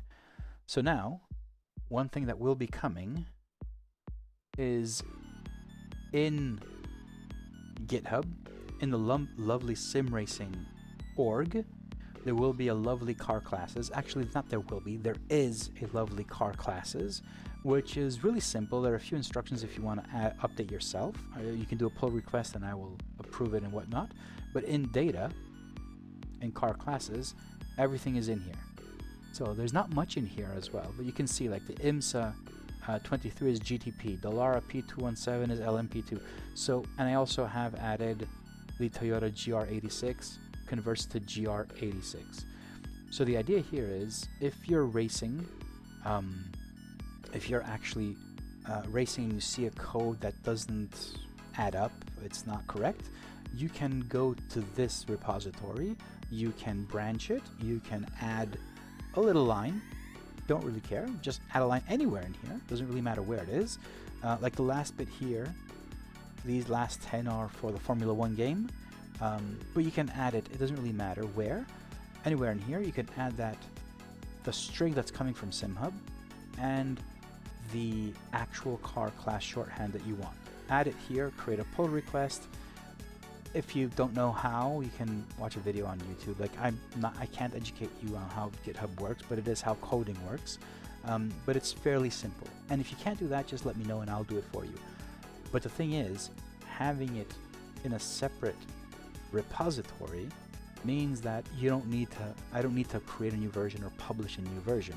It means that if I add it here, within I think 5 minutes maximum where your dashboard retrieves the data, it will be updated.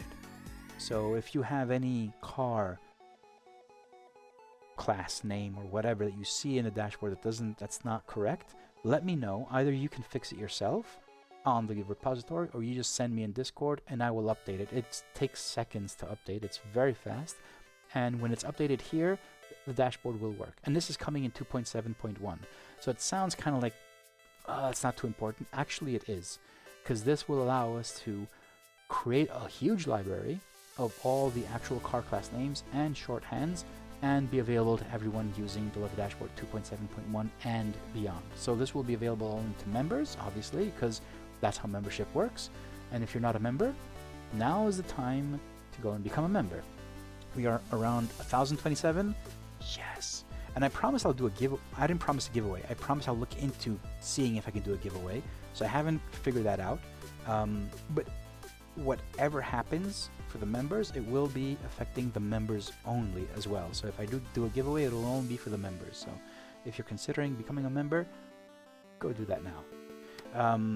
But on the other hand, like everything that I do is from now until 2.8 version will be only for members. As I said, I will only be releasing fixes and patches for public. So that's why there will be a 2.7.0.1 version, which will contain the Ascher Racing fix, because it is a bug and it was fixed by Ascher Racing, and I will be shipping the brand new product. But everything else will be coming as new features for all lovely members. Is it loud? My voice is going up to -10 and the music is -45. Right, okay.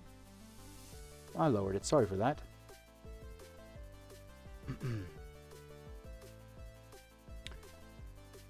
Oh, you guys are still talking about pricing? Really? Bruno, there's something you have to understand about pricing. If there's a market, they will have expensive prices. So it's not much you can do about it. And if it's not for you, you don't buy it. It's as simple as that. Honestly, there's not much you can do. I can see a few things aren't working here. On the top. I want to see why that's not working. Something is crashing here.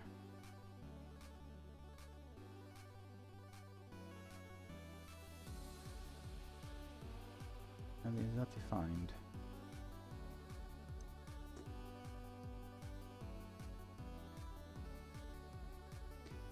That is truly odd. So why isn't the sponsor? Sorry, I mean, I'm actually working now.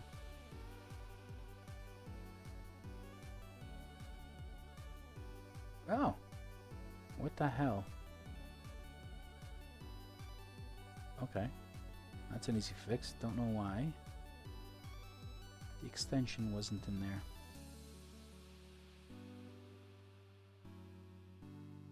It should go away now.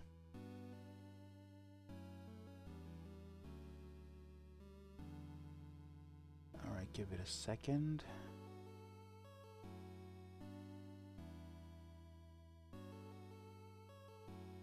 Refresh, and it should be okay now. For some reason, I removed the file. Can I show alcohol on the stream? Well, don't know if I can. Don't know if there's like a... If I can. Community guidelines. But yes, if you're asking, that is a brewery from the island of Tinos. Yes. It's called island, actually, in Greek, so Nisos. I'm not even sure if there's a community guideline on showing alcohol on stream. Of course, this stream is not made for kids, so I'm assuming there won't be a problem.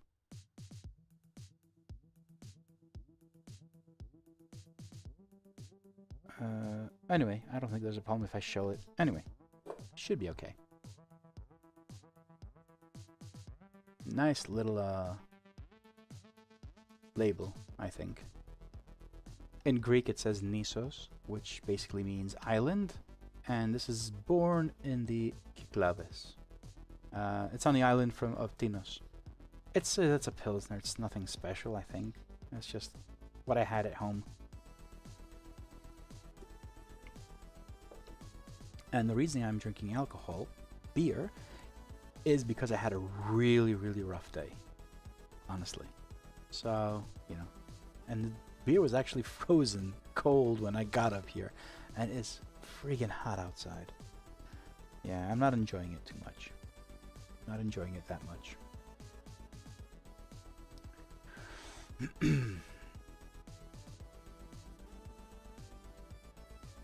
Alright, thank you, Chris, for letting me know about the music. I can see on the OBS the levels, and when I stop talking, it's going down to like -40. It was going, and my voice is -10, which is pretty much where it should be. And I'm actually talking a bit low as well, so I didn't think it was too loud. But anyway, if it is too loud, hopefully it's not too loud now. Anyway, I don't think there's much time. Yeah, 10.5-hour days. Now for me, my day started, I think it started around 8:30 today, and work ended 7-ish, I think. So yeah, you do whatever math it is. Almost 12 hours. And directly when I got off, I came up here and I didn't even have time to do anything with the wheel, the Greywolf. But yeah, it was a rough day. And the only thing I managed to do in the actual dashboard, the only thing I managed to do here is abstract the manufacturers. So now the manufacturers are in their own widget. And in here I have the Ascher Racing and Greywolf. So now when I connect the Greywolf wheel, you'll get a little logo of the Greywolf, which is pretty cool. And then I'll be adding more features for the Greywolf wheel, but not before I release the version with the remote car class library, which is for me it's like the next level thing. I'm also working, so I was expecting a delivery today. The stickers are done. Like, I've designed the Ascher Racing stickers for the rotary dials, and I've also designed the extra, the extension stickers. Basically, it's the sticker sheet that you get with the Ascher Racing steering wheel. You also get it for the lovely dashboard. So I've got these both. I got the store, everything's set up, everything's okay, but I'm just waiting on a few supplies to be able to start, cutting and then preparing the stickers. So I got packaging, I got shipping, everything is done, and I'm just waiting for it. Was supposed to arrive today, but it didn't. So hopefully I'll get it tomorrow. I'll do a last test run for cutting and everything, and I'll open up the store, which you will also be able to get the brand new merch, which is Rev 2. So the team kit, Rev 2. Few changed logos, one surprise, one that wasn't before. It's a brand new one. But yeah, you'll see it once it goes live.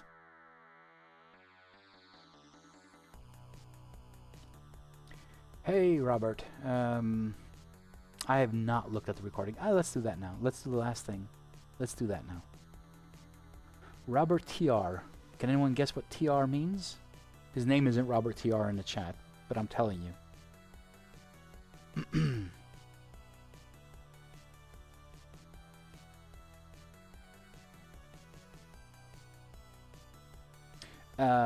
In the yeah, so Vince asked me in Discord if I will have a discount for GWT, for the Greyhound. Oh man, what did I just remember? For the Greywolf.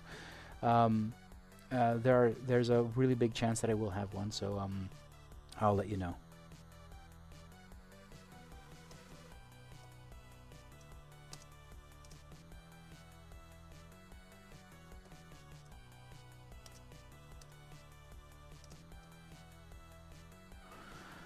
All right, let's let me download. Where is it? Robert TR. There you are. Telemetry. All right. That, and that. 3 things. And let me load them into Robert. I said TR. Robert. Jeff Track Racer. Really? Robert, was this iRacing? Oh, LMU. Okay. Let me download everything and put them in a replays for LMU. And where is the last one? Come on. Oh shit, is it that big? 304 megabytes. All right.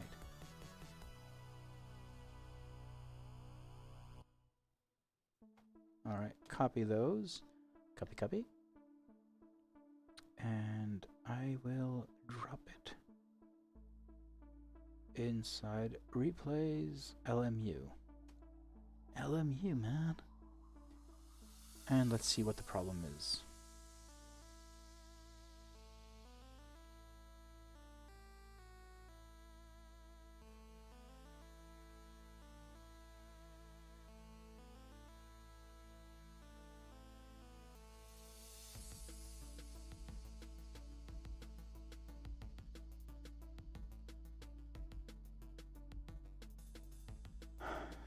Yeah, don't reveal my secret identity. Yeah, don't do that. Le Mans Ultimate. Let's see what's happening. So this version is 2.7.1. You'll notice that I'm adding a members edition.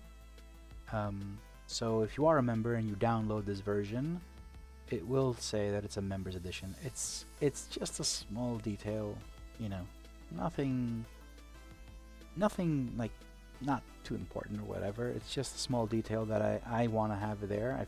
It looks good. I think it's a good thing to have.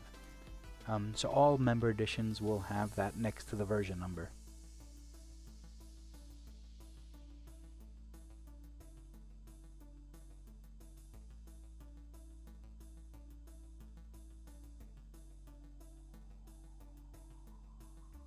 All right, let's see.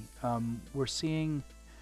This is Robert's replay, and Robert has stated that the delta freezes sometimes minus 123, sometimes plus for the entire lap. Prediction works well. So what we can do is pull up companion as well, so we can just see the map as well.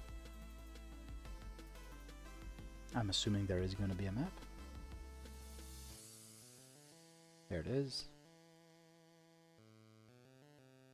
So one thing I've noticed is that you can actually use the companion on your streams. Think about it.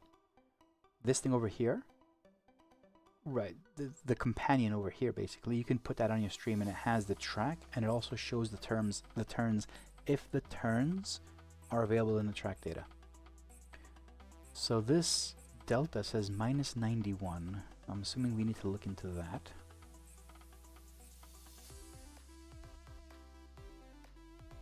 First off, I think this is going to be using the tall.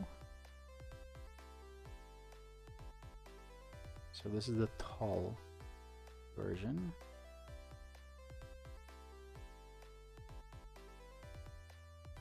Oh, but I'm not using that at all. Good. So it's just this. So the live delta, I am using get estimated delta.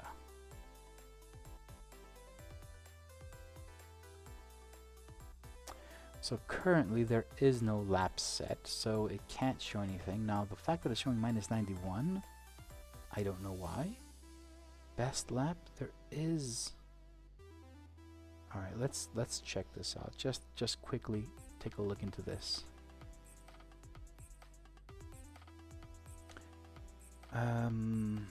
Where do I go first?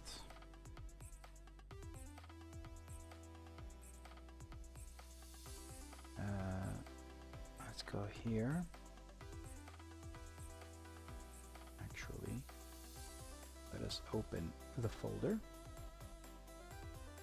and open the extension. So what we're looking at here is the get estimated lap. So get estimated lap says 0, but it says 91 here. It does have a best lap, which is why I'm being a bit concerned. Of course, this is LMU, so I just want to check and see what information we get. Get estimated lap time. Is that the one we're using? Get estimated delta. There it is. Get estimated delta. So get estimated delta uses persistent tracker plugin estimated lap time session best based on SimHub. Okay, these are the new ones. Huh.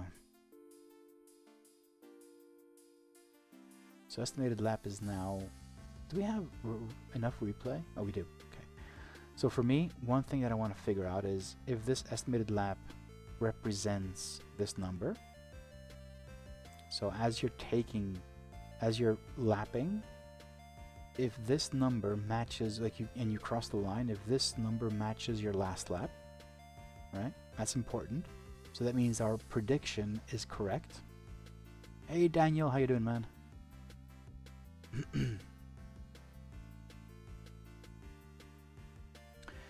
Robert, we've changed the property for the predicted lap and how we get the session best based, and there's a good reason for that. So there is a huge discussion on how to get the estimated lap, especially when there's a multi-driver race. So I want to see when you cross the line if this is going to match the last lap. So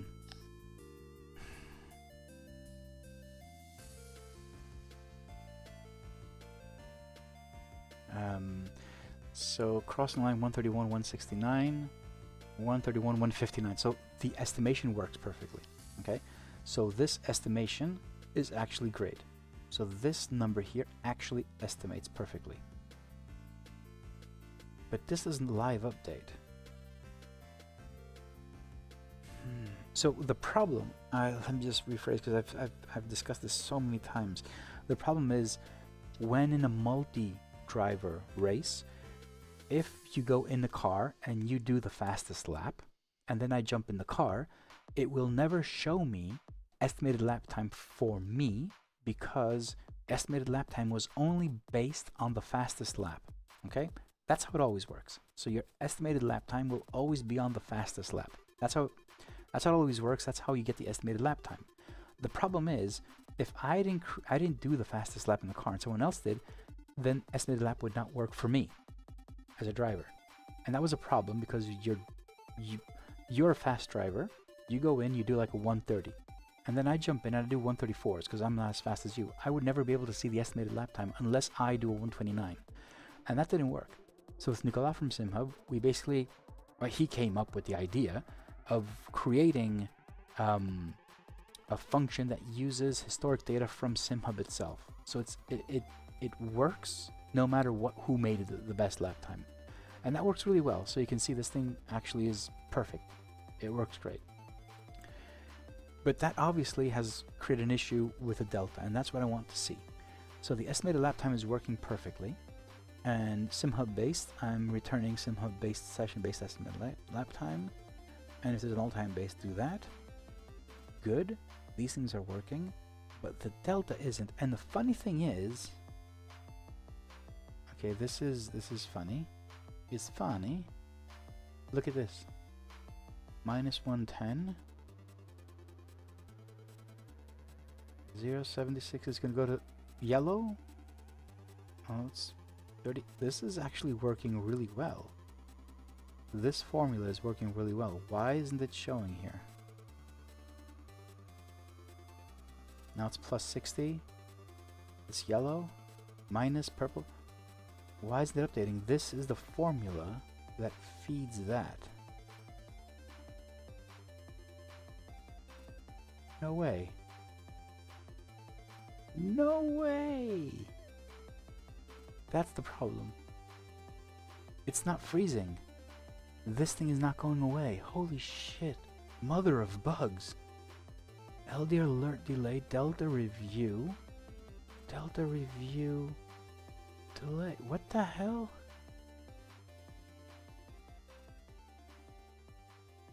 Holy mother of bugs. Oh my god.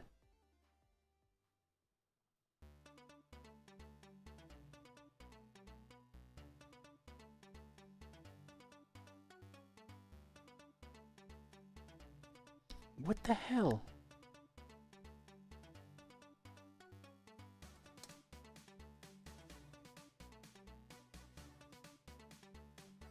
Why isn't this shown up anywhere else?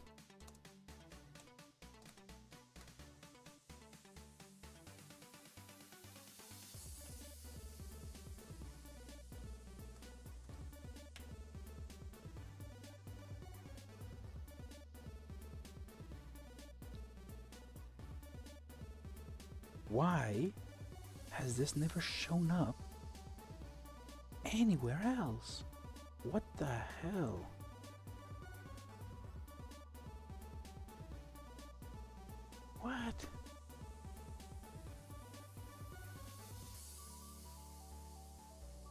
No, wait, there's something wrong here.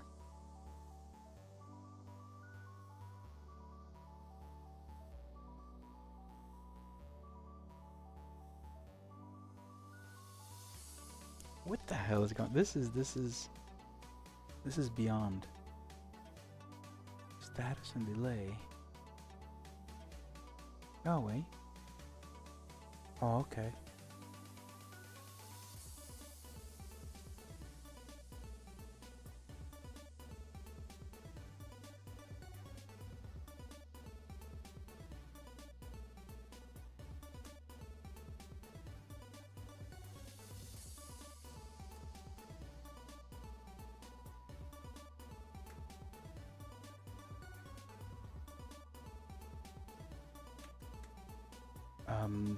I'm baffled. Delta review, alert delay. Gets the status, gets the delay. This is not supposed to happen.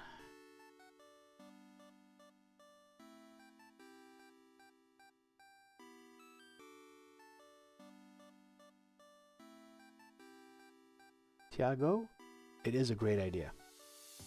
The throttle. And it will be coming into the pit wall. But the pit wall is, you have to understand that the pit wall is such a big product that I can't just jump in, like, I make changes here. Like, if there's a bug, I will fix it. But I can't just jump in and make one change and make a release. It's really big. And when I make a change, I need to test it thoroughly. And I would want to have more than 1-2 new features in the pit wall. So I want it to add value. So that's why it's not something I'm updating as often, which I would love to do, but it just needs its time. So the whole graph thing, it's a great idea. It needs some really massive implementation to happen there, but it is something that I'm looking at.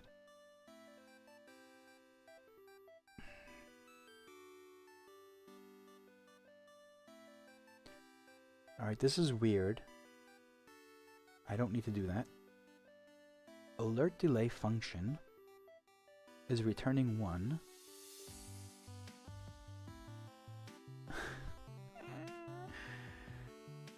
Oh my god.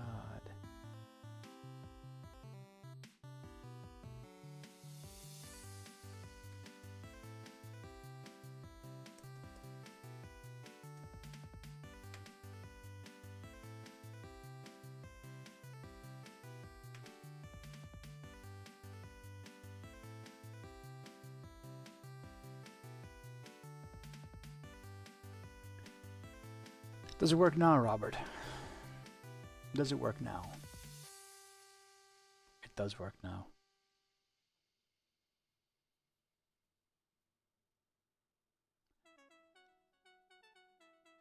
Well, we fixed it.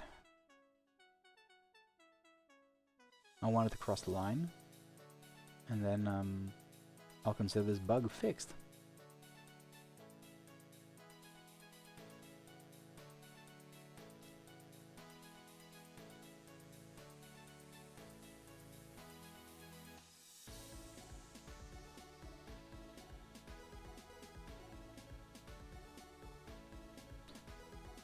Once the car crosses the line, this should stop. It freezes for 5 seconds, and it shows you your past lap delta and the sectors from your past lap.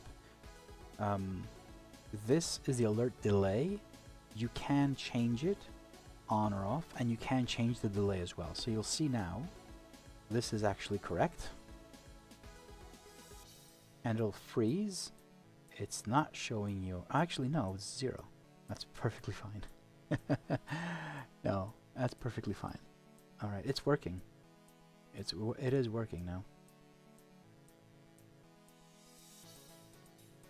Thank you for spotting that, Robert. Thank you very much. It will be 2.7.1, coming probably this Friday. I would like to, it's something I would like to release sooner, so we'll just see. Let's just see this last lap.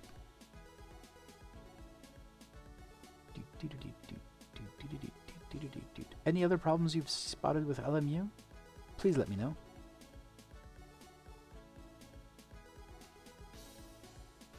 Guys, have you seen the Tony Kanaan version?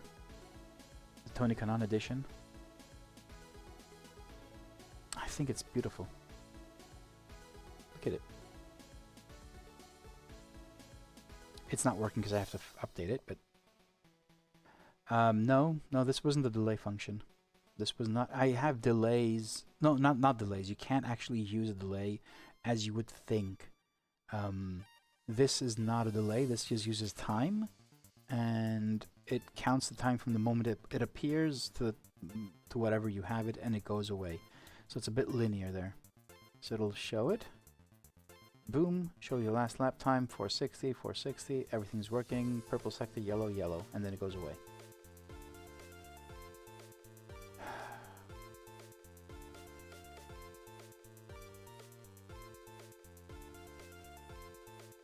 Alright, I need to update everything now using the same exact file, so let me update all the dashboards, everything.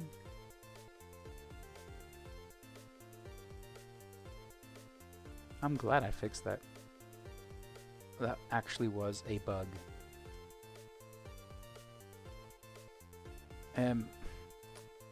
I may not have classified that as a bug. It was just that it was not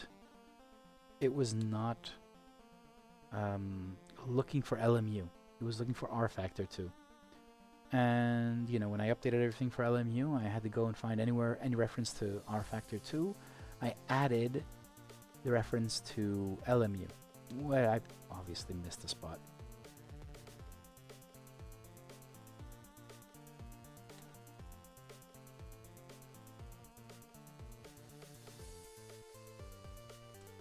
All dashboards have been updated with the brand new extensions.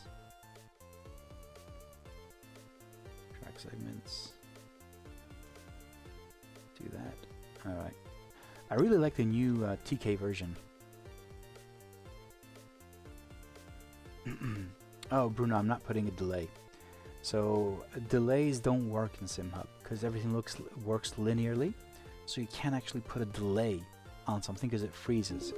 So what I'm doing here is subscription from Vincent. When it shows the pop-up, I take the timestamp, and depending on whatever delay I have set in the settings file, it will keep it on until that time has passed. So if I have 5,000 milliseconds, which is 5 seconds, I get the timestamp from the moment you cross the line, and when 5,000 milliseconds have passed, so whatever timestamp you had when you crossed plus 5,000 milliseconds, and then it goes away. So it's all linear. So I can't use that same delay in other parts of the app, which I would like to, but it works really well for these delays. Same thing for your alerts, same thing for these things. Same thing for this, for instance. Yeah, I'm using the same exact way of adding the delay.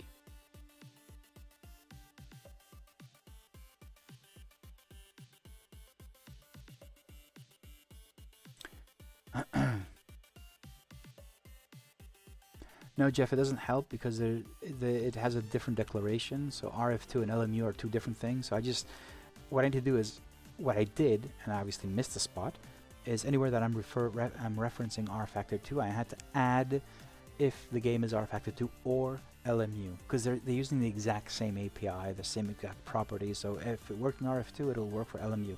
I missed the spot, so that was my crime. I missed that spot. Yeah, Robert.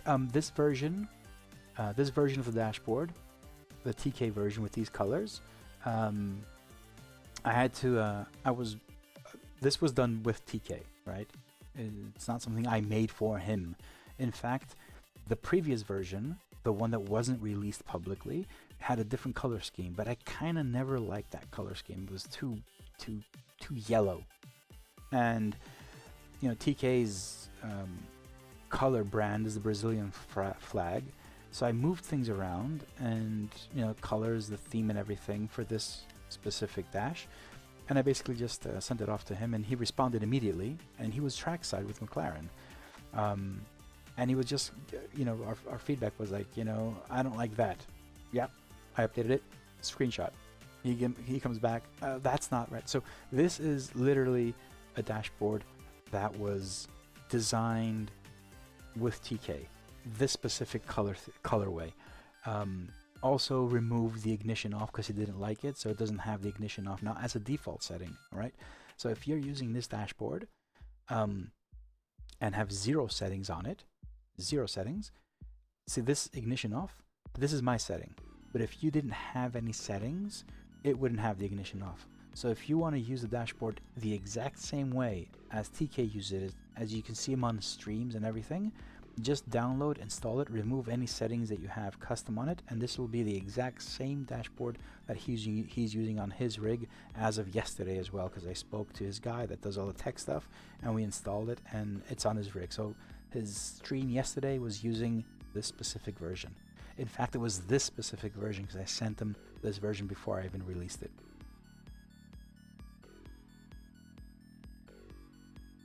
And yes, Robert, he is an amazing guy. He is amazing. He cares for sim racing.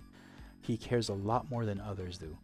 I mean, his job was real race car driving, and now he's transitioning to virtual race car driving because he loves racing cars, and because he can't do that forever. Virtual race car driving is the next step. It's the evolution.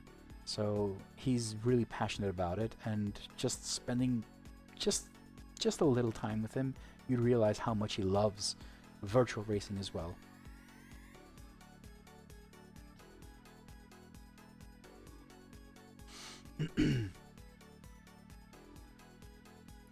Robert, the Dash has been released. So the Tony Kanon version is also on GitHub. It's for everyone. Whoever wants to use it can use it.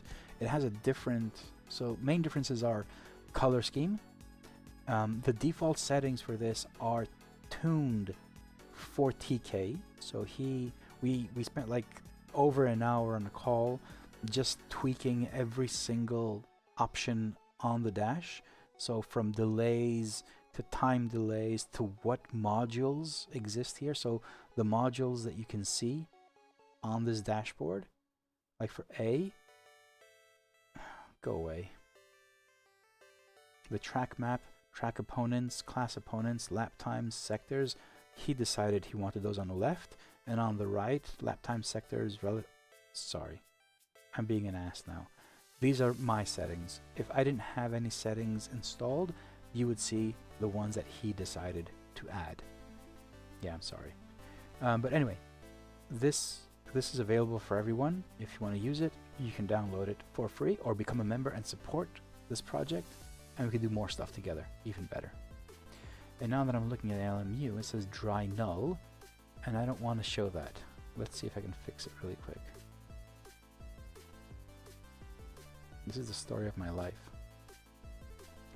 So dry null, available properties. So I'll try the Y. Tire unit. We get all that data, but we don't get the tire set.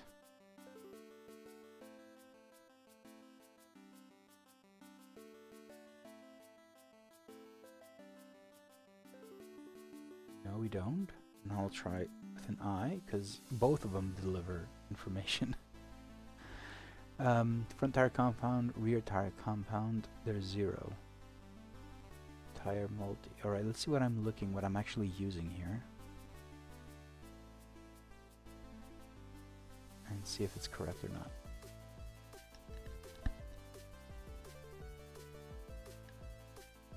Hey, if you're a member, you get everything for free anyway, so.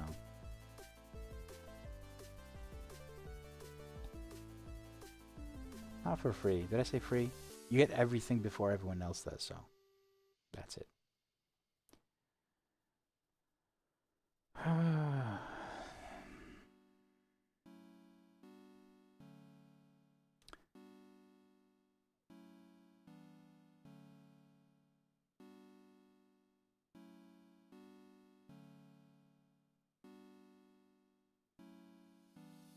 So if it's Automobilista, return tire compound value 1.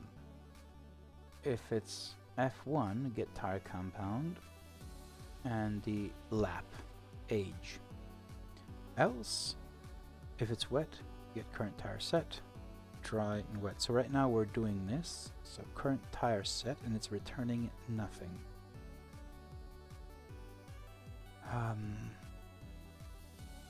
There is no value.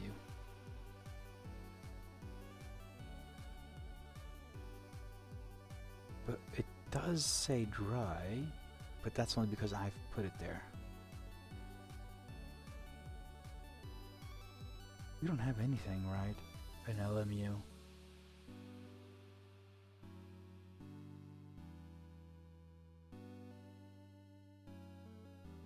We don't have anything regarding the tire set, do we? Pressure unit?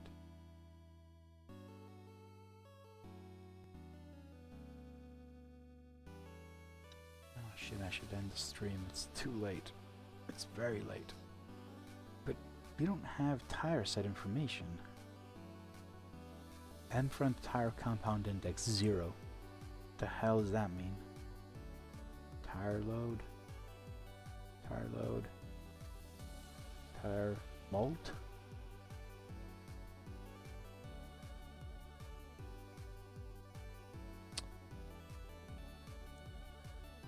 So maybe if it's because this isn't true. Dry, it's not true. It's just returning a value here.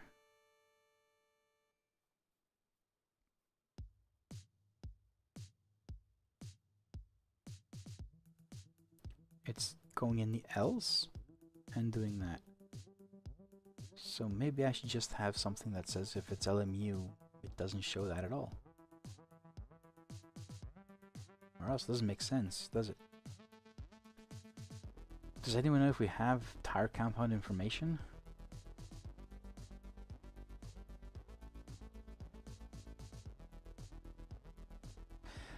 Let me see. You're right, because it says index. But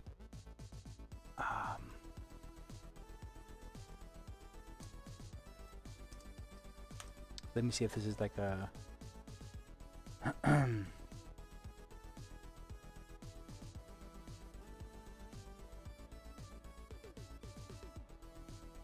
404 general reference. Car development tools, only track development, car fast, carbon shader, tire. Shader definitions, no. No, that's not it. Maybe it's like an index of all the tires.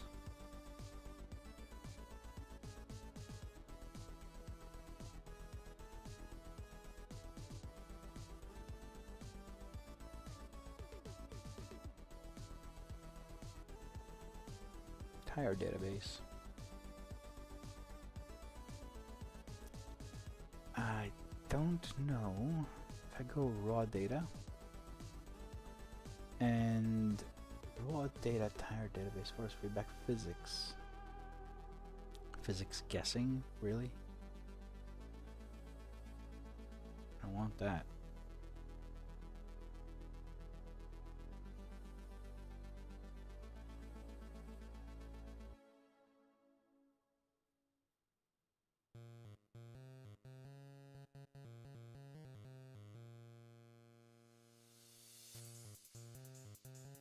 I'm not gonna find anything in here.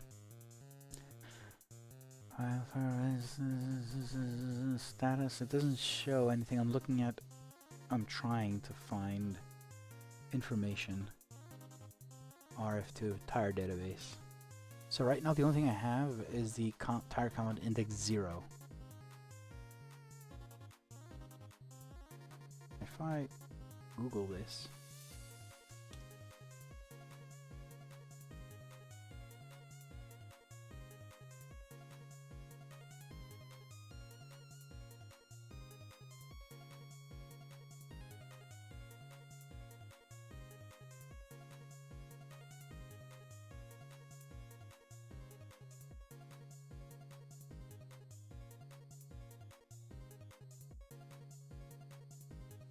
Everybody wants it, honestly.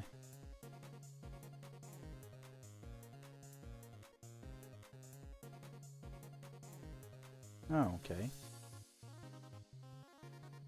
So were you on soft, Robert?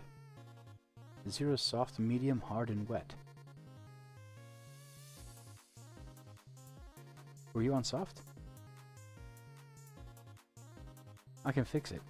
Not if you were on softs and we can check it and make sure, then I can add that.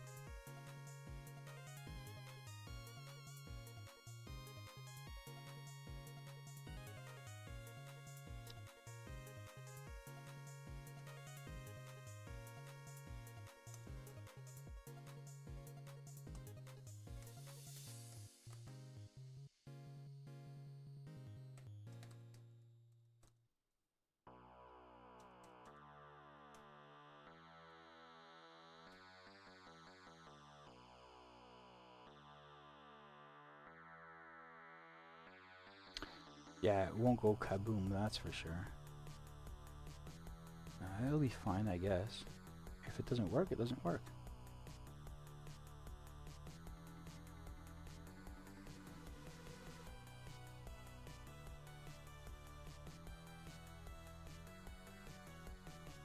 Alright. Factor 2. No.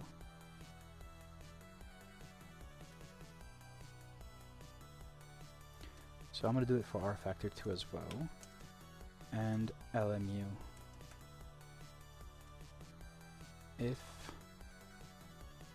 But I have 2 compounds here. Is there any chance that compound would change?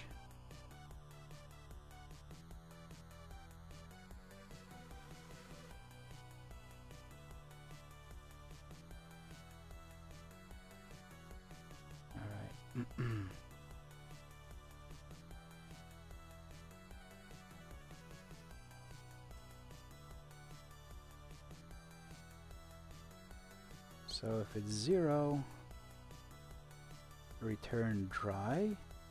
I'll just do it like that, kind of like a manual thing, to be honest. So let's go find that, and says if it's 0, it's soft, dry, soft. Okay.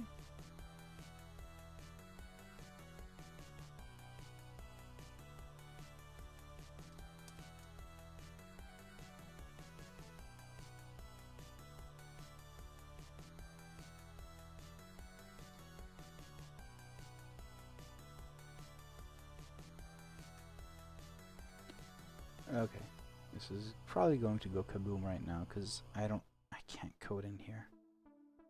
Else if this equals 1, right?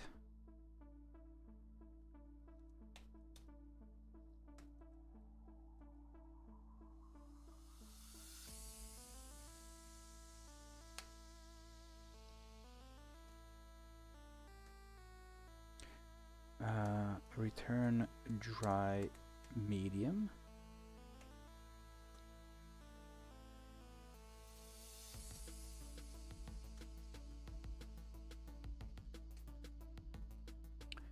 Else if it's 2,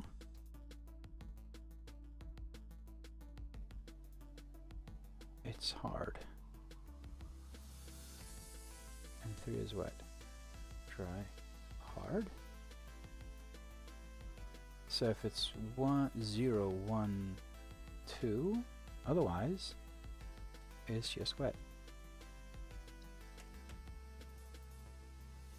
So 0, 1, 2 is dry, soft, dry, medium, dry, hard, and wet.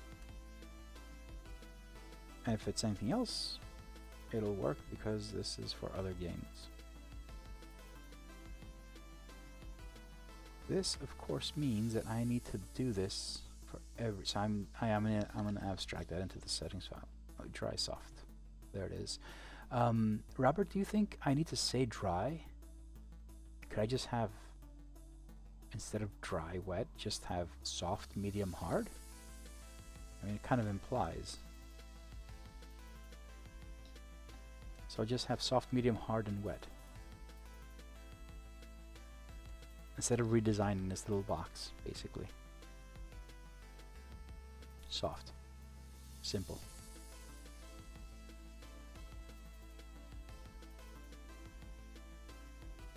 The only problem is that I need to abstract this.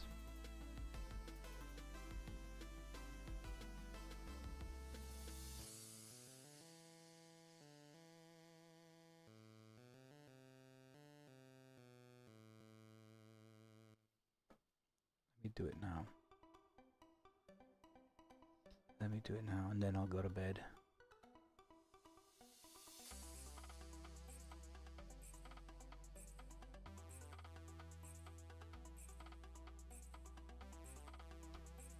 Let me do it now.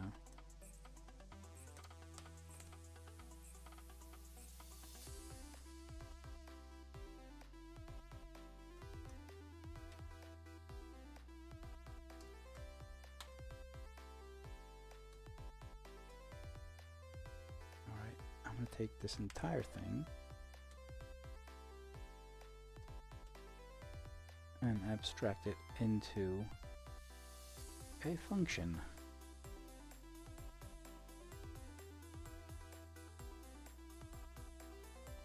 So now, saving this and return this should, LD get tire compound should work.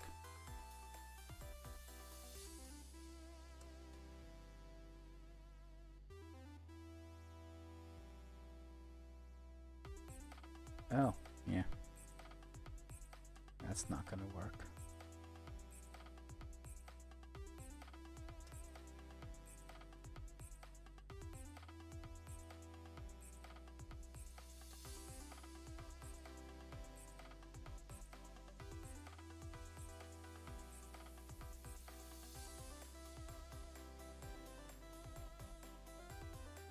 Sorry.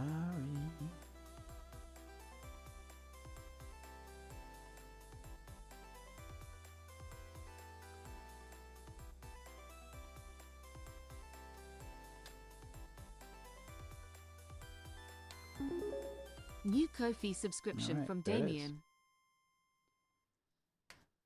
There it is, which means that all I need to do is use this function everywhere now.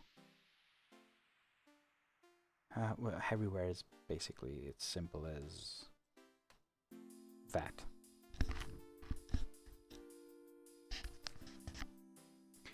So now it says soft.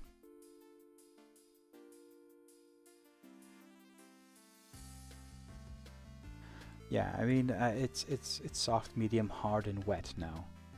So if you are on softs, then this is what it says.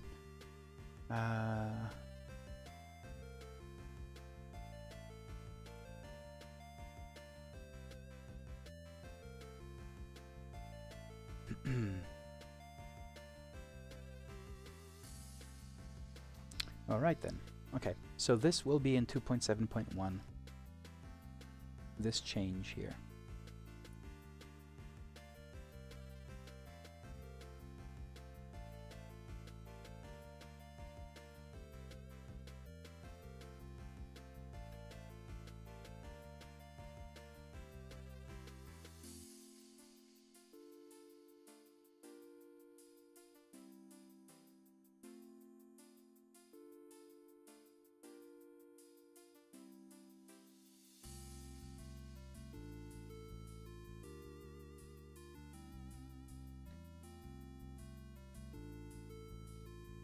Tires F1.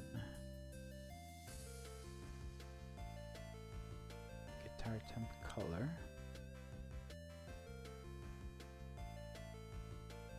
And now I get, yeah, there it is.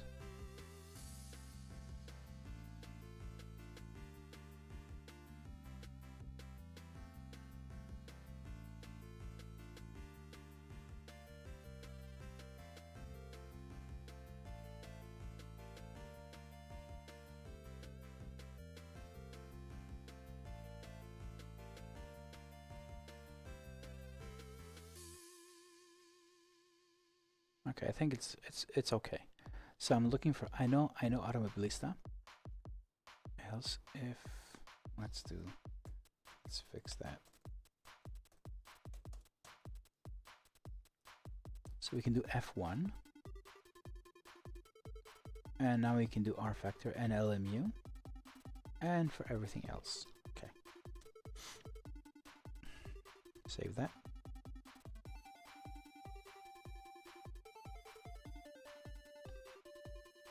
Let's move it forward, and it is working. Good. Close that as well. Close that. So what I need to do is copy the extensions, move it to all dashboards.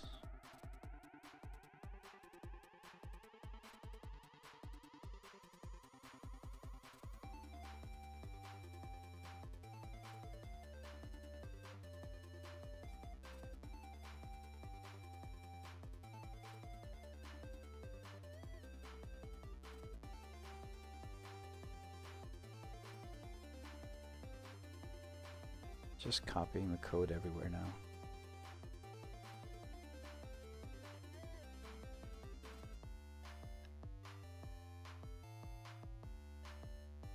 It is a very manual process.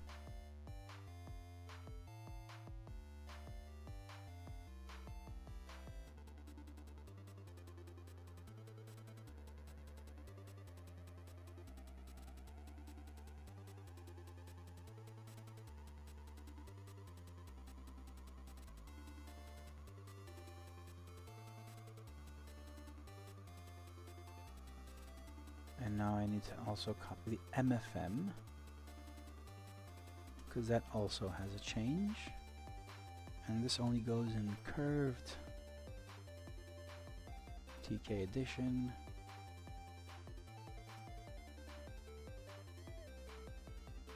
Excel, and the overlay.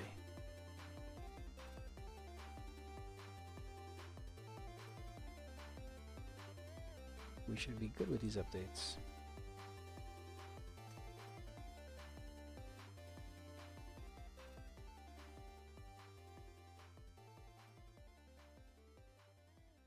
All right. And now, what I need to do is go to the Discord and go into the roadmap and add LMU. Actually, this is RF2 and LMU update. So what do? We fixed the alert delta. Now we LMU fix the delta.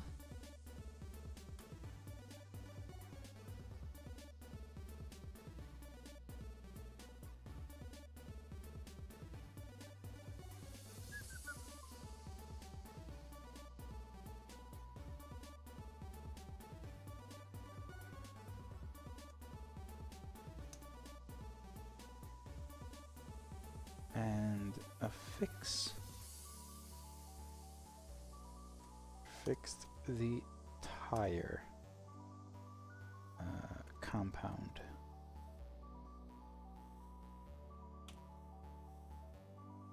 Good. Someone reacted with a disappointed Adam Wood reacted with a disappointed face on the next version of the Lovely Dashboard 2.741. I don't know why. The roadmap is something that's being updated every single time.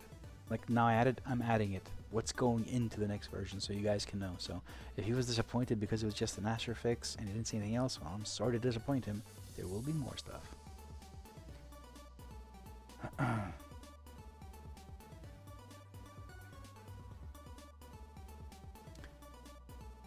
Adding colors to each tire may be different. So what do you mean colors?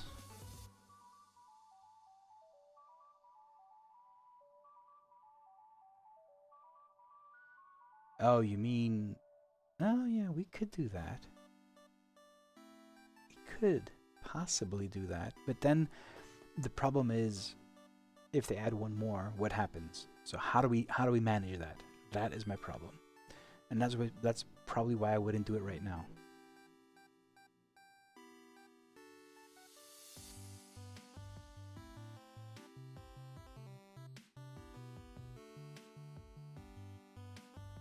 Alright, fellas, that is it for tonight. So we fixed a few things. I've updated the actual I have updated the actual roadmap as well on Discord, so if you guys want to go and see what's coming, and it will be updated again and again as long as I'm updating things, so you can see what's coming in the next version, 2.7.1.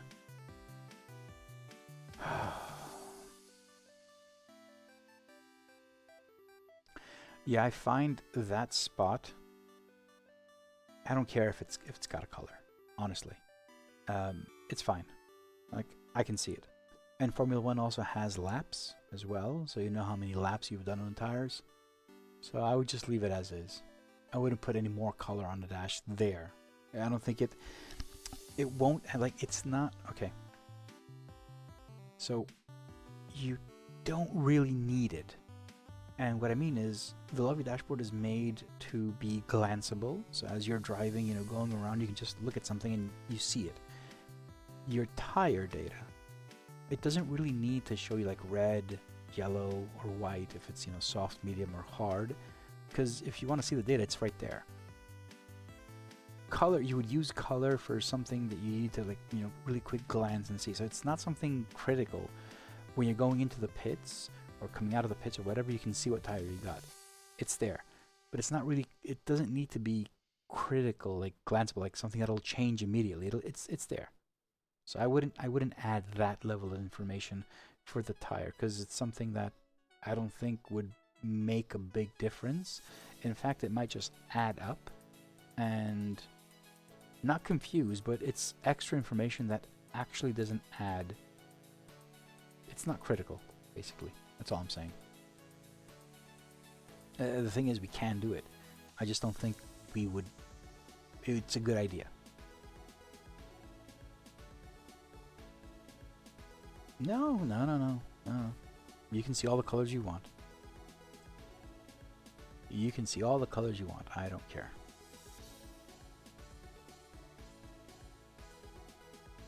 Alrighty. What's this week on LFM? Silverstone?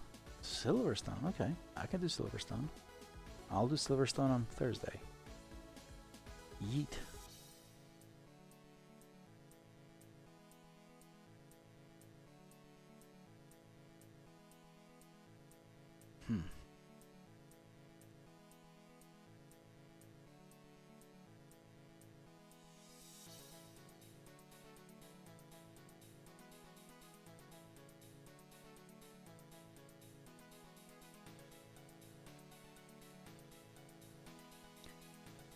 Okay.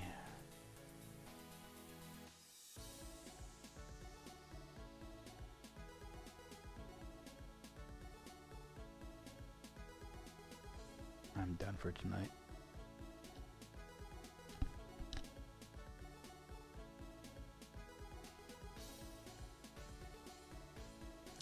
Robert, yes, but it's not critical information. It won't change anything if you're driving on a straight and see it. It's not critical information. That's all I'm saying. So yes, it'll be easier, but the same thing would go for everything on the dashboard. So if everything had color, then the ones that with color wouldn't be important anymore. So it's kind of like, you know, the architecture, the information architecture.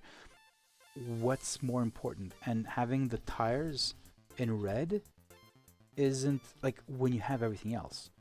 Like if there was, the entire dash was just the tires and nothing else, yeah, put it there. It's because that's the reason.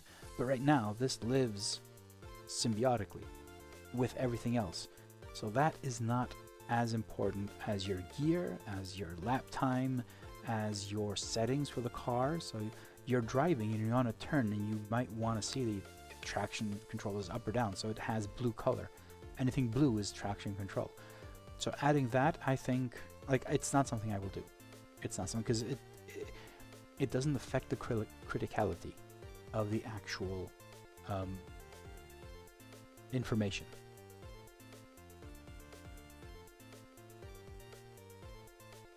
Yeah.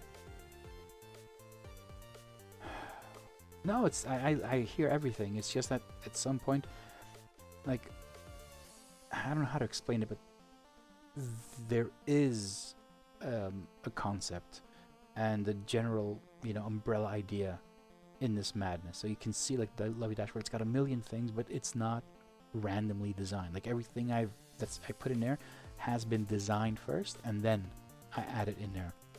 So everything.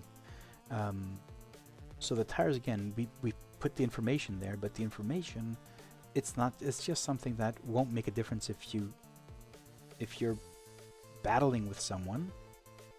It won't make a difference. Like, it's not like I need to see what tires I'm on if I can battle or not, or if I can defend. It will not make a difference. So that's why I'm not going to do that. But it's all good. Anyway, I am tired. I am done for tonight. It is 12:30 midnight. Beautiful. Alright guys, let me switch over to these amazing folks. And also, shout out to my gold members.